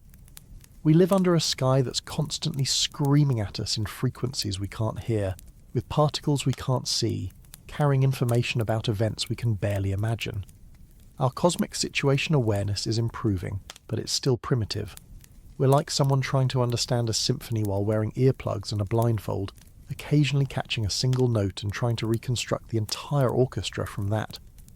The universe is not obligated to perform its violence in ways convenient for our detection methods. Just like the network outage blindsided us, the cosmos blindsides us constantly. The difference is scale. When your internet goes down, you notice immediately because you're dependent on it. When a supermassive black hole on the other side of the universe spits out a particle that passes through your body, you don't notice at all unless someone built a billion-dollar detector in Antarctica. Both events share the same essential character, though. They happen in blind spots. They reveal infrastructure vulnerabilities.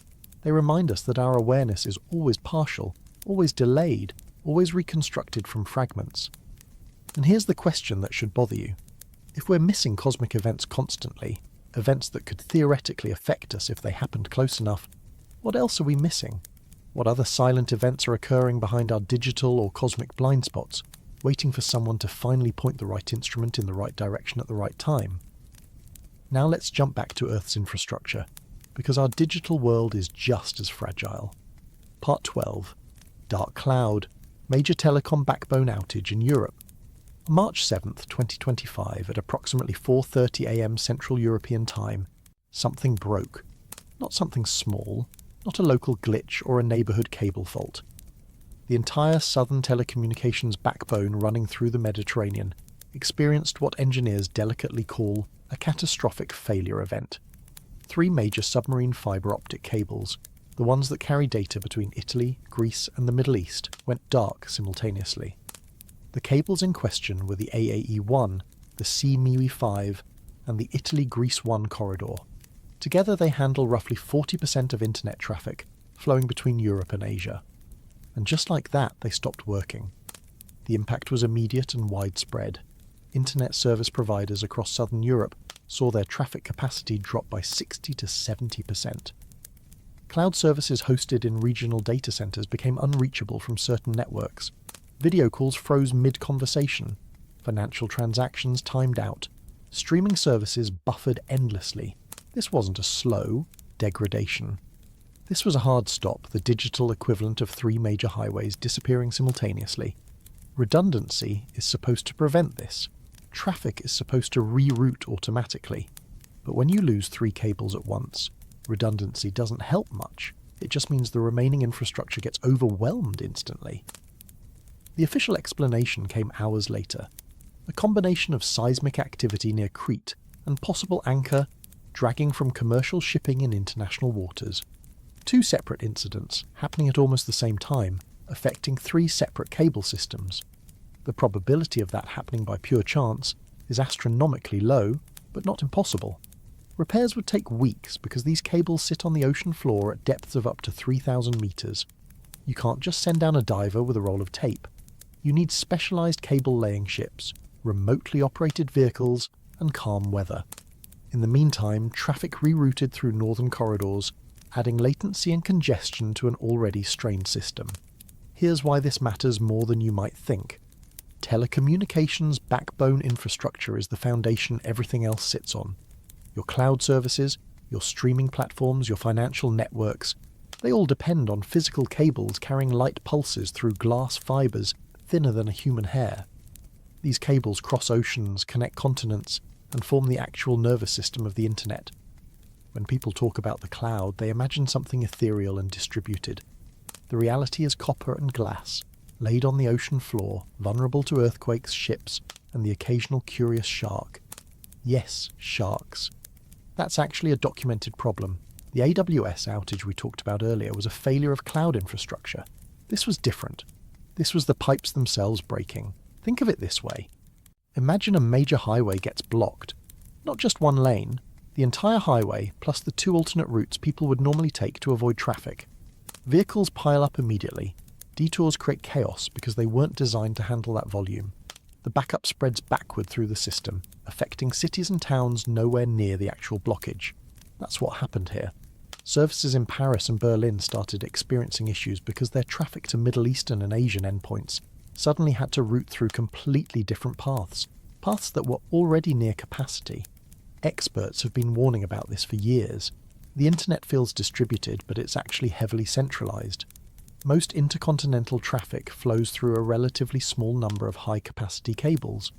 Those cables mostly land at a relatively small number of locations. Those locations are often concentrated in areas with specific geographic advantages. The Mediterranean is a choke point. So is the Suez Canal corridor for Middle Eastern traffic. So is the English Channel for European to North American traffic. These choke points create concentration of risk. If you wanted to disrupt global internet traffic, you wouldn't need to cut thousands of cables. You'd need to cut maybe a dozen in the right places. Dr. Nicole Starosielski, who studies undersea cable infrastructure, has pointed out that we've built a global network with the same vulnerability profile as the telegraph networks of the 1800s. Concentrated landing points, shared routes, physical infrastructure exposed to environmental hazards and theoretically deliberate interference. The difference is scale. When a telegraph cable broke in 1900, a few messages got delayed. When a modern fibre optic cable breaks, millions of people lose connectivity simultaneously, and billions of dollars in economic activity freeze. Connect this back to the AWS outage, and you start seeing a pattern. Our digital infrastructure, whether it's cloud computing or physical network cables, operates on the assumption that most things will work most of the time. We build in redundancy, but that redundancy is often shallow. 2 cables instead of 1, 2 data centers instead of 1, 2 routing paths instead of 1. But nobody builds in 10 times redundancy, because that would be economically impractical. So we accept a level of fragility and hope that catastrophic failures remain rare and uncorrelated. But what if they're not uncorrelated? What if a disruption in one backbone system happens to coincide with something else? Another cloud outage, a solar storm affecting satellites, a power grid issue in a major data center region. Individually, these events are manageable, the system flexes, traffic reroutes, services degrade but mostly continue. But if 2 or 3 happen simultaneously, you get cascade failures. You get situations where the backup system is already strained, and then the primary system fails, and suddenly there's nowhere for the traffic to go. This is the blind spot event in infrastructure form. We know these cables exist. We know they're vulnerable. We monitor them constantly.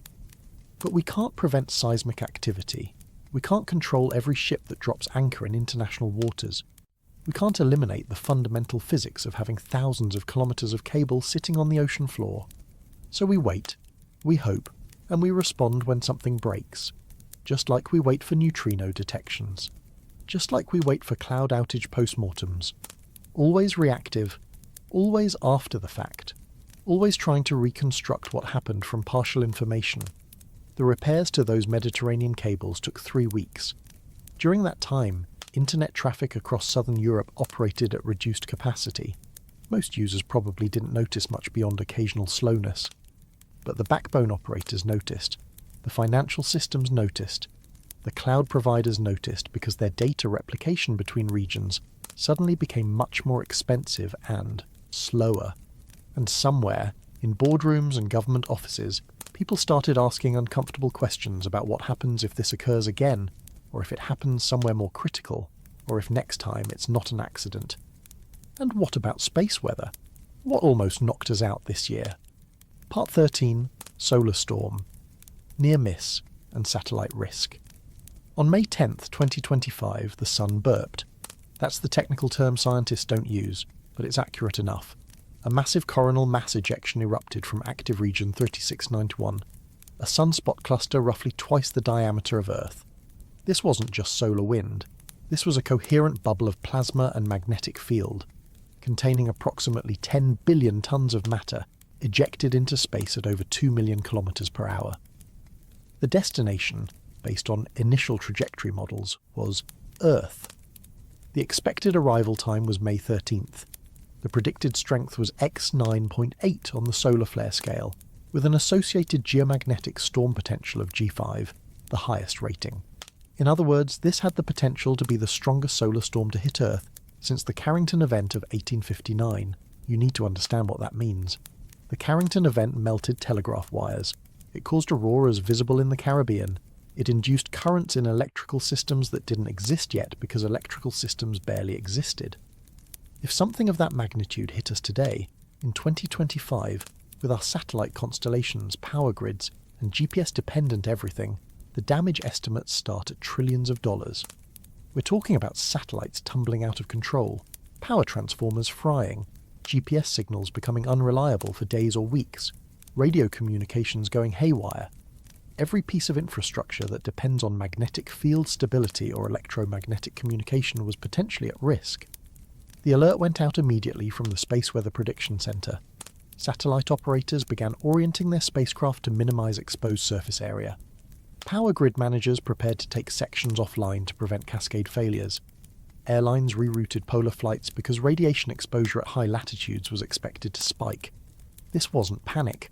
This was procedure. The procedures exist because we've had close calls before. We know what solar storms can do. The question was whether this one would hit directly or graze past us. On May 12th, something unexpected happened. The CME interacted with another smaller ejection that had occurred 36 hours earlier. The two plasma clouds merged, but in the process, their magnetic fields partially cancelled each other out. The combined structure rotated slightly, just a few degrees, but enough that Earth moved from a direct hit scenario to a glancing blow. When the storm arrived on May 13th, it was intense, but not catastrophic. Geomagnetic storm levels reached G4 instead of G5. Auroras appeared as far south as northern Spain. A few satellites in low Earth orbit experienced temporary anomalies. GPS accuracy degraded by several meters for about 6 hours, but the power grids held. The major satellite constellations maintained functionality. By May 15th, space weather had returned to normal levels. We dodged a bullet, not through preparation or clever engineering, but through sheer luck.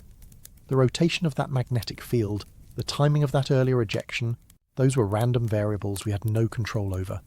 If the geometry had been slightly different, if the CME had erupted 8 hours earlier or later, Earth might have been directly in the path of a G5 storm with all its associated chaos. Our reliance on space-based systems is almost total now.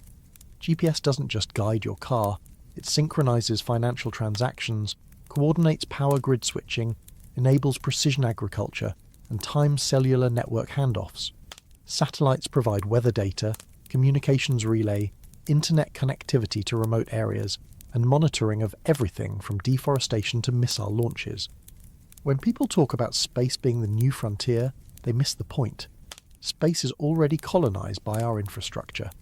We've extended our nervous system into orbit, and now we're vulnerable to things happening 93 million miles away on the surface of the Sun.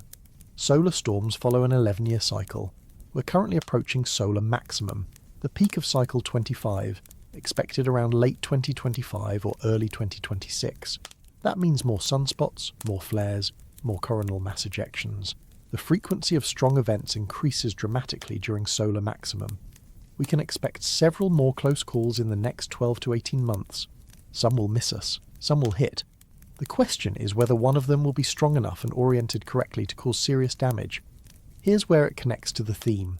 Our infrastructure sits under a sky that sometimes flickers with invisible threats. You can't see a coronal mass ejection with your naked eye unless it creates auroras. You can't feel the magnetic field fluctuations unless you're operating sensitive instruments. But these events are real. They're powerful, and they're utterly indifferent to our technological dependence. The Sun doesn't care that we've built a civilization that requires stable, electromagnetic conditions.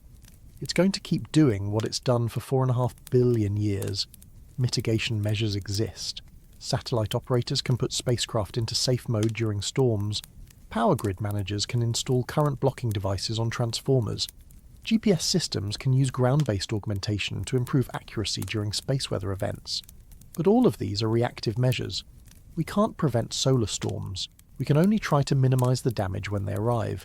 And even that assumes we detect them in time. Most coronal mass ejections give us between 18 and 72 hours of warning. That's enough time to prepare if you're organized. It's not enough time to fundamentally change your infrastructure. The May 10th event connects to the 3I-ATLAS story in an interesting way. Even if the comet wasn't causal to anything, the timing reminds us of connections between space phenomena and Earth systems. Our Sun is a variable star. Its output fluctuates. Those fluctuations affect us in measurable ways. Now imagine if we didn't have solar monitoring satellites. Imagine if we didn't have the Space Weather Prediction Center constantly watching the sun. We'd have no warning at all. Satellites would just start malfunctioning. Power grids would experience unexplained failures. GPS would drift. And we'd be left wondering what invisible hand had reached down from the sky to disrupt our carefully constructed systems. Another blind spot. Another event we can detect but not prevent. Which brings us into the realm of artificial intelligence and digital dependency, our final frontier of vulnerability. Part 14. AI Infrastructure Attack. Major AI Platform Service Lockout. On July 23, 2025, at approximately 11:15 a.m. Eastern Time, OpenAI's API services went dark. Not slow, not degraded, completely unavailable. The status page updated minutes later with the technical explanation. Authentication service failure cascading to all dependent systems. For users trying to access ChatGPT, the site returned endless loading screens. For developers whose applications depended on GPT-4 or DALL-E API calls, their services simply stopped responding. The outage lasted 7 hours and 43 minutes. During that window, thousands of businesses that had integrated AI into their workflows discovered exactly how dependent they'd become. This wasn't just an inconvenience, this was infrastructure failure at a new layer of the stack. Consider what was affected. Customer service chatbots went silent, leaving actual humans to handle call volumes they hadn't staffed for in months. Content moderation systems that used AI to flag problematic posts stopped working, forcing companies to either let everything through unfiltered or shut down user submissions entirely. Code completion tools that developers rely on became unavailable, noticeably slowing software development. Educational platforms using AI tutors couldn't deliver lessons. Healthcare applications using AI for preliminary diagnostics returned errors. The root cause emerged days later in OpenAI's incident report. A database migration in their authentication layer had introduced a subtle bug that only manifested under specific load conditions. When traffic hit a particular threshold that morning, the authentication service started failing silently. Instead of rejecting requests with proper error codes, it just stopped responding. This caused timeout cascades across all API endpoints. By the time engineers identified the problem, the authentication database was corrupted enough that they couldn't simply roll back the migration. They had to restore from backup, rebuild indices, and carefully bring systems back online one by one. Here's why this matters beyond OpenAI specifically. Artificial intelligence has become a new layer of infrastructure. It sits between applications and users, making decisions, generating content, analyzing data, automating processes. When it works, it's invisible. When it fails, suddenly you realize how many processes were depending on it. This is the same pattern we saw with cloud infrastructure and network backbones. A technology becomes so useful and so reliable that it gets baked into everything. Then when it fails, the blast radius is enormous because nobody planned for its absence. The centralization problem is even more acute with AI than with cloud services. There are 3 major cloud providers with significant market share. There are dozens of telecommunications companies operating backbone infrastructure. But for large language models and advanced AI services, the market is dominated by maybe 5 companies: OpenAI, Anthropic, Google, Microsoft, and Meta. If you want cutting-edge AI capabilities, you're probably using one of their platforms. If that platform goes down, your alternatives are limited. You can't just switch to another provider instantly because the models are different, the APIs are different, and your applications were built for a specific system. Think of it this way: if the cloud is the highway, artificial intelligence is the autopilot. Your applications are cars driving on that highway with the autopilot engaged. Most of the time this works wonderfully. The autopilot handles the tedious parts, makes decisions faster than humans could, and generally improves efficiency. But what happens if the autopilot goes offline mid-route? Suddenly every car needs a human to take the wheel immediately, but the humans aren't there because you staffed for an autopilot world. Some cars might pull over safely, others might just coast to a stop wherever they happen to be, and a few might crash because they were in situations that required immediate decision-making. The July 23rd outage affected an estimated 40,000 businesses globally. Most of them recovered within hours of service restoration. But several companies reported data loss because their applications weren't designed to handle extended AI service unavailability. They'd built workflows that assumed the AI would always respond within seconds. When it didn't, requests stacked up, buffers overflowed, and data got lost. This is a design problem that emerges from infrastructure becoming too reliable. Engineers stop building robust error handling because failures are rare enough that the extra development time doesn't seem justified. Until the failure happens and you discover all the places where you assumed things would just work. The speculative angle here gets interesting when you start thinking about timing. The OpenAI outage happened in July. The Mediterranean cable cuts happened in March. The AWS outage we discussed happened during the 3I-ATLAS conjunction period. These are separate events with separate causes affecting separate systems, but they're all infrastructure failures. They all created blind spots where services that should have been available simply weren't. And they all happened in the same year, 2025, a year that's already proving to be interesting from an infrastructure vulnerability perspective. Could an AI platform failure coincide with other blind spot events to amplify the narrative? Absolutely. Imagine if the OpenAI outage had happened on the same day as a major cloud provider failure, or during a solar storm affecting satellites, or concurrent with a telecommunications backbone issue. The individual failures would be manageable. The combination would be catastrophic because the fallback systems would also be compromised. You'd have businesses losing AI capabilities, cloud connectivity, and network access simultaneously. At that point, you're not dealing with a single infrastructure failure. You're dealing with a systemic collapse across multiple dependency layers. The language we use around AI infrastructure is telling. We talk about AI services being available or unavailable as if they're natural resources like water or electricity. And in a sense, they are becoming utilities. You don't think about where your electricity comes from until the power goes out. Similarly, businesses don't think about their AI dependency until the API stops responding. This utility mindset creates vulnerability because utilities are assumed to be reliable. When they're not, nobody has a backup plan because the backup plan was always wait for the utility to come back online. OpenAI's incident report included recommendations for developers. Implement proper retry logic. Handle timeouts gracefully. Consider caching AI responses for critical paths. These are good engineering practices, but they also represent a shift in thinking. The AI isn't magic, it's infrastructure, and infrastructure fails. Building for AI availability means building for AI unavailability. It means having degraded functionality modes.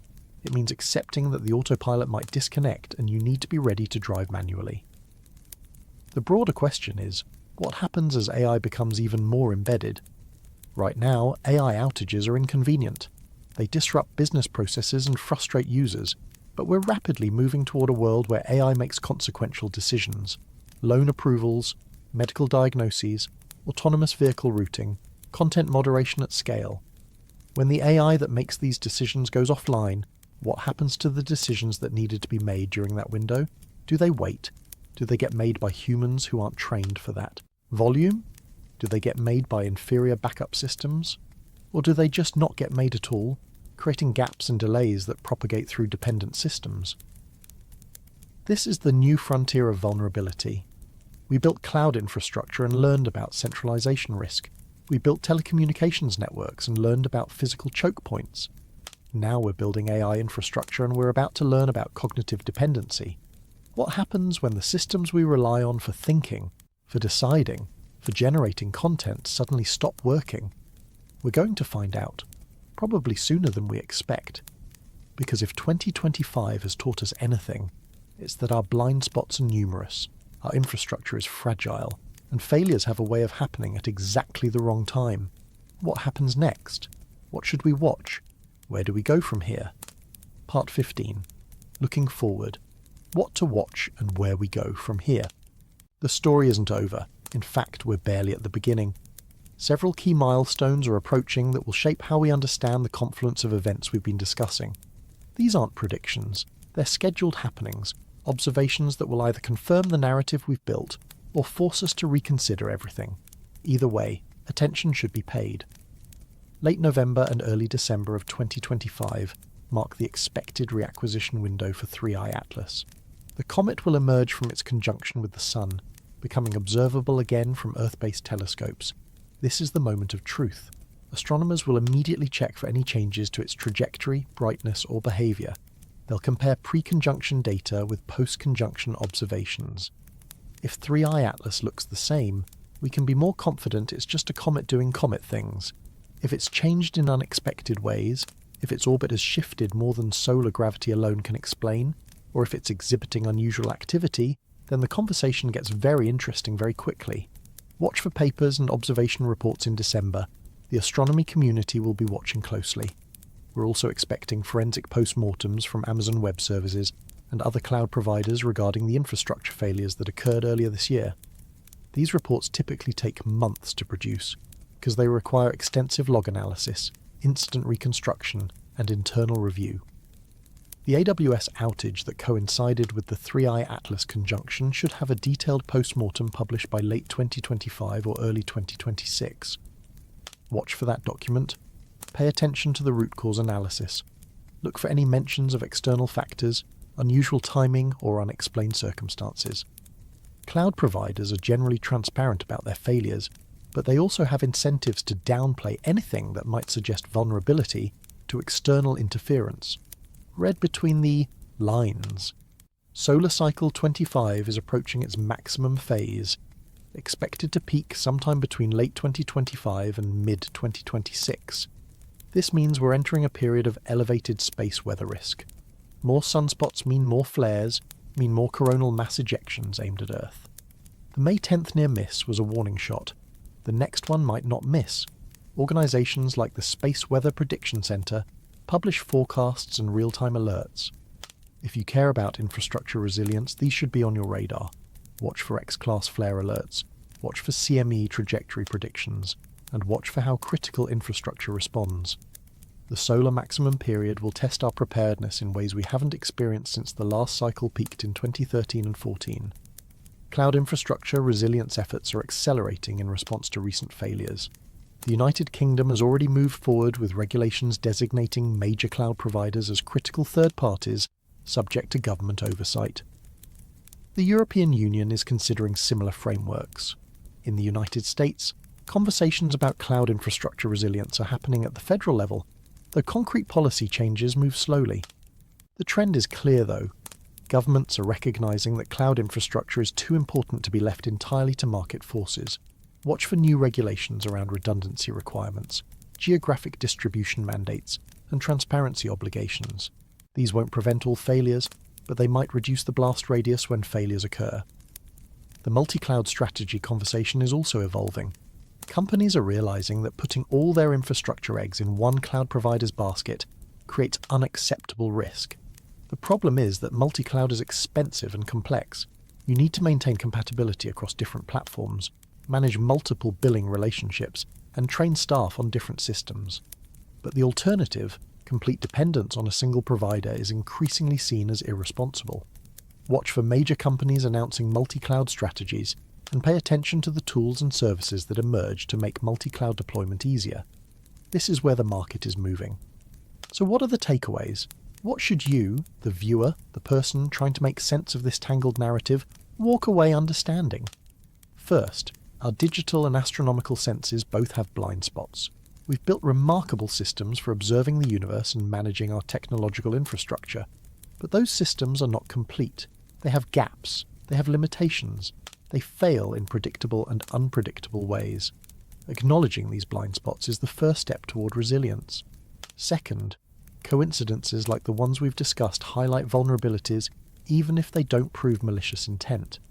You don't need a conspiracy to have problems. You just need multiple systems with inherent fragility existing simultaneously in a complex environment. Sometimes those fragilities align by pure chance. When they do, the results can be dramatic. The question isn't whether 3I-ATLAS caused the AWS outage. The question is why a single cloud region failure could cascade so dramatically, and why we're only now taking that question seriously. Third, we need resilience across multiple dimensions. Resilient infrastructure means diversification, not just duplication. 2 data centers in the same region aren't resilient against regional disasters. 2 cloud providers using the same underlying network backbone aren't resilient against backbone failures. Real resilience means geographic distribution, vendor diversity, and graceful degradation under stress. It also means transparency. When failures occur, we need detailed, honest postmortems that help everyone learn and improve. Secrecy breeds vulnerability. Fourth, Observation matters. Whether we're talking about sky observation or infrastructure monitoring, you can't address problems you can't see.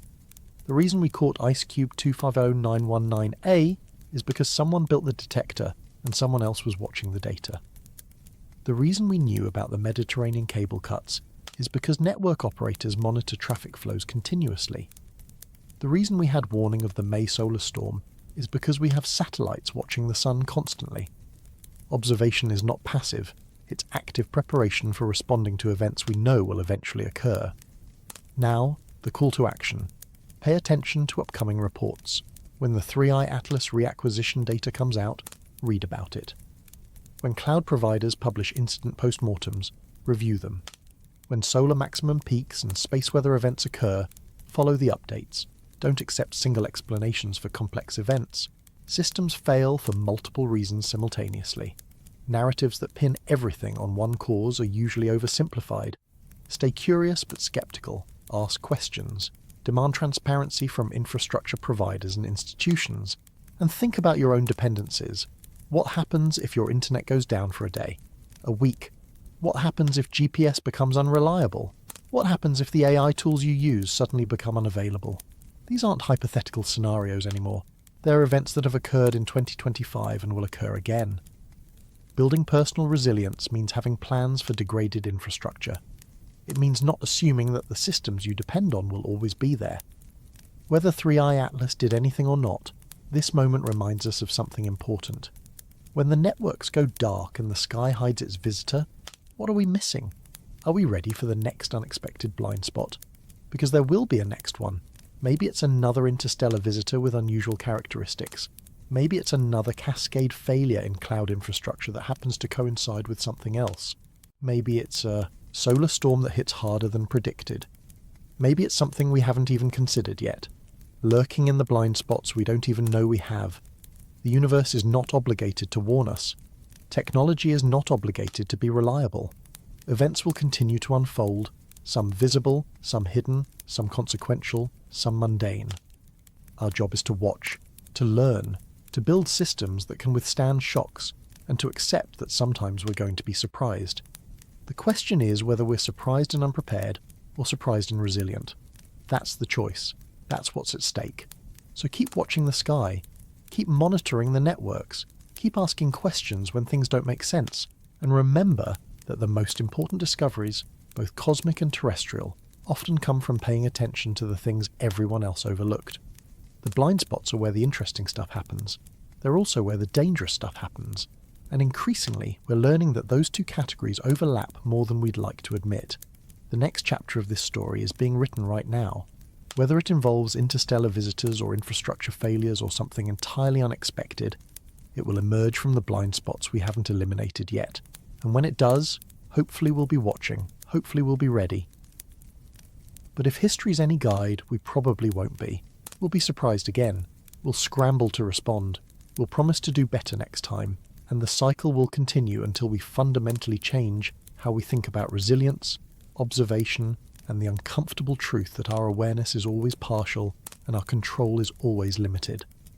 Welcome to the future. It's fragile, it's fascinating, and it's full of things we haven't noticed yet.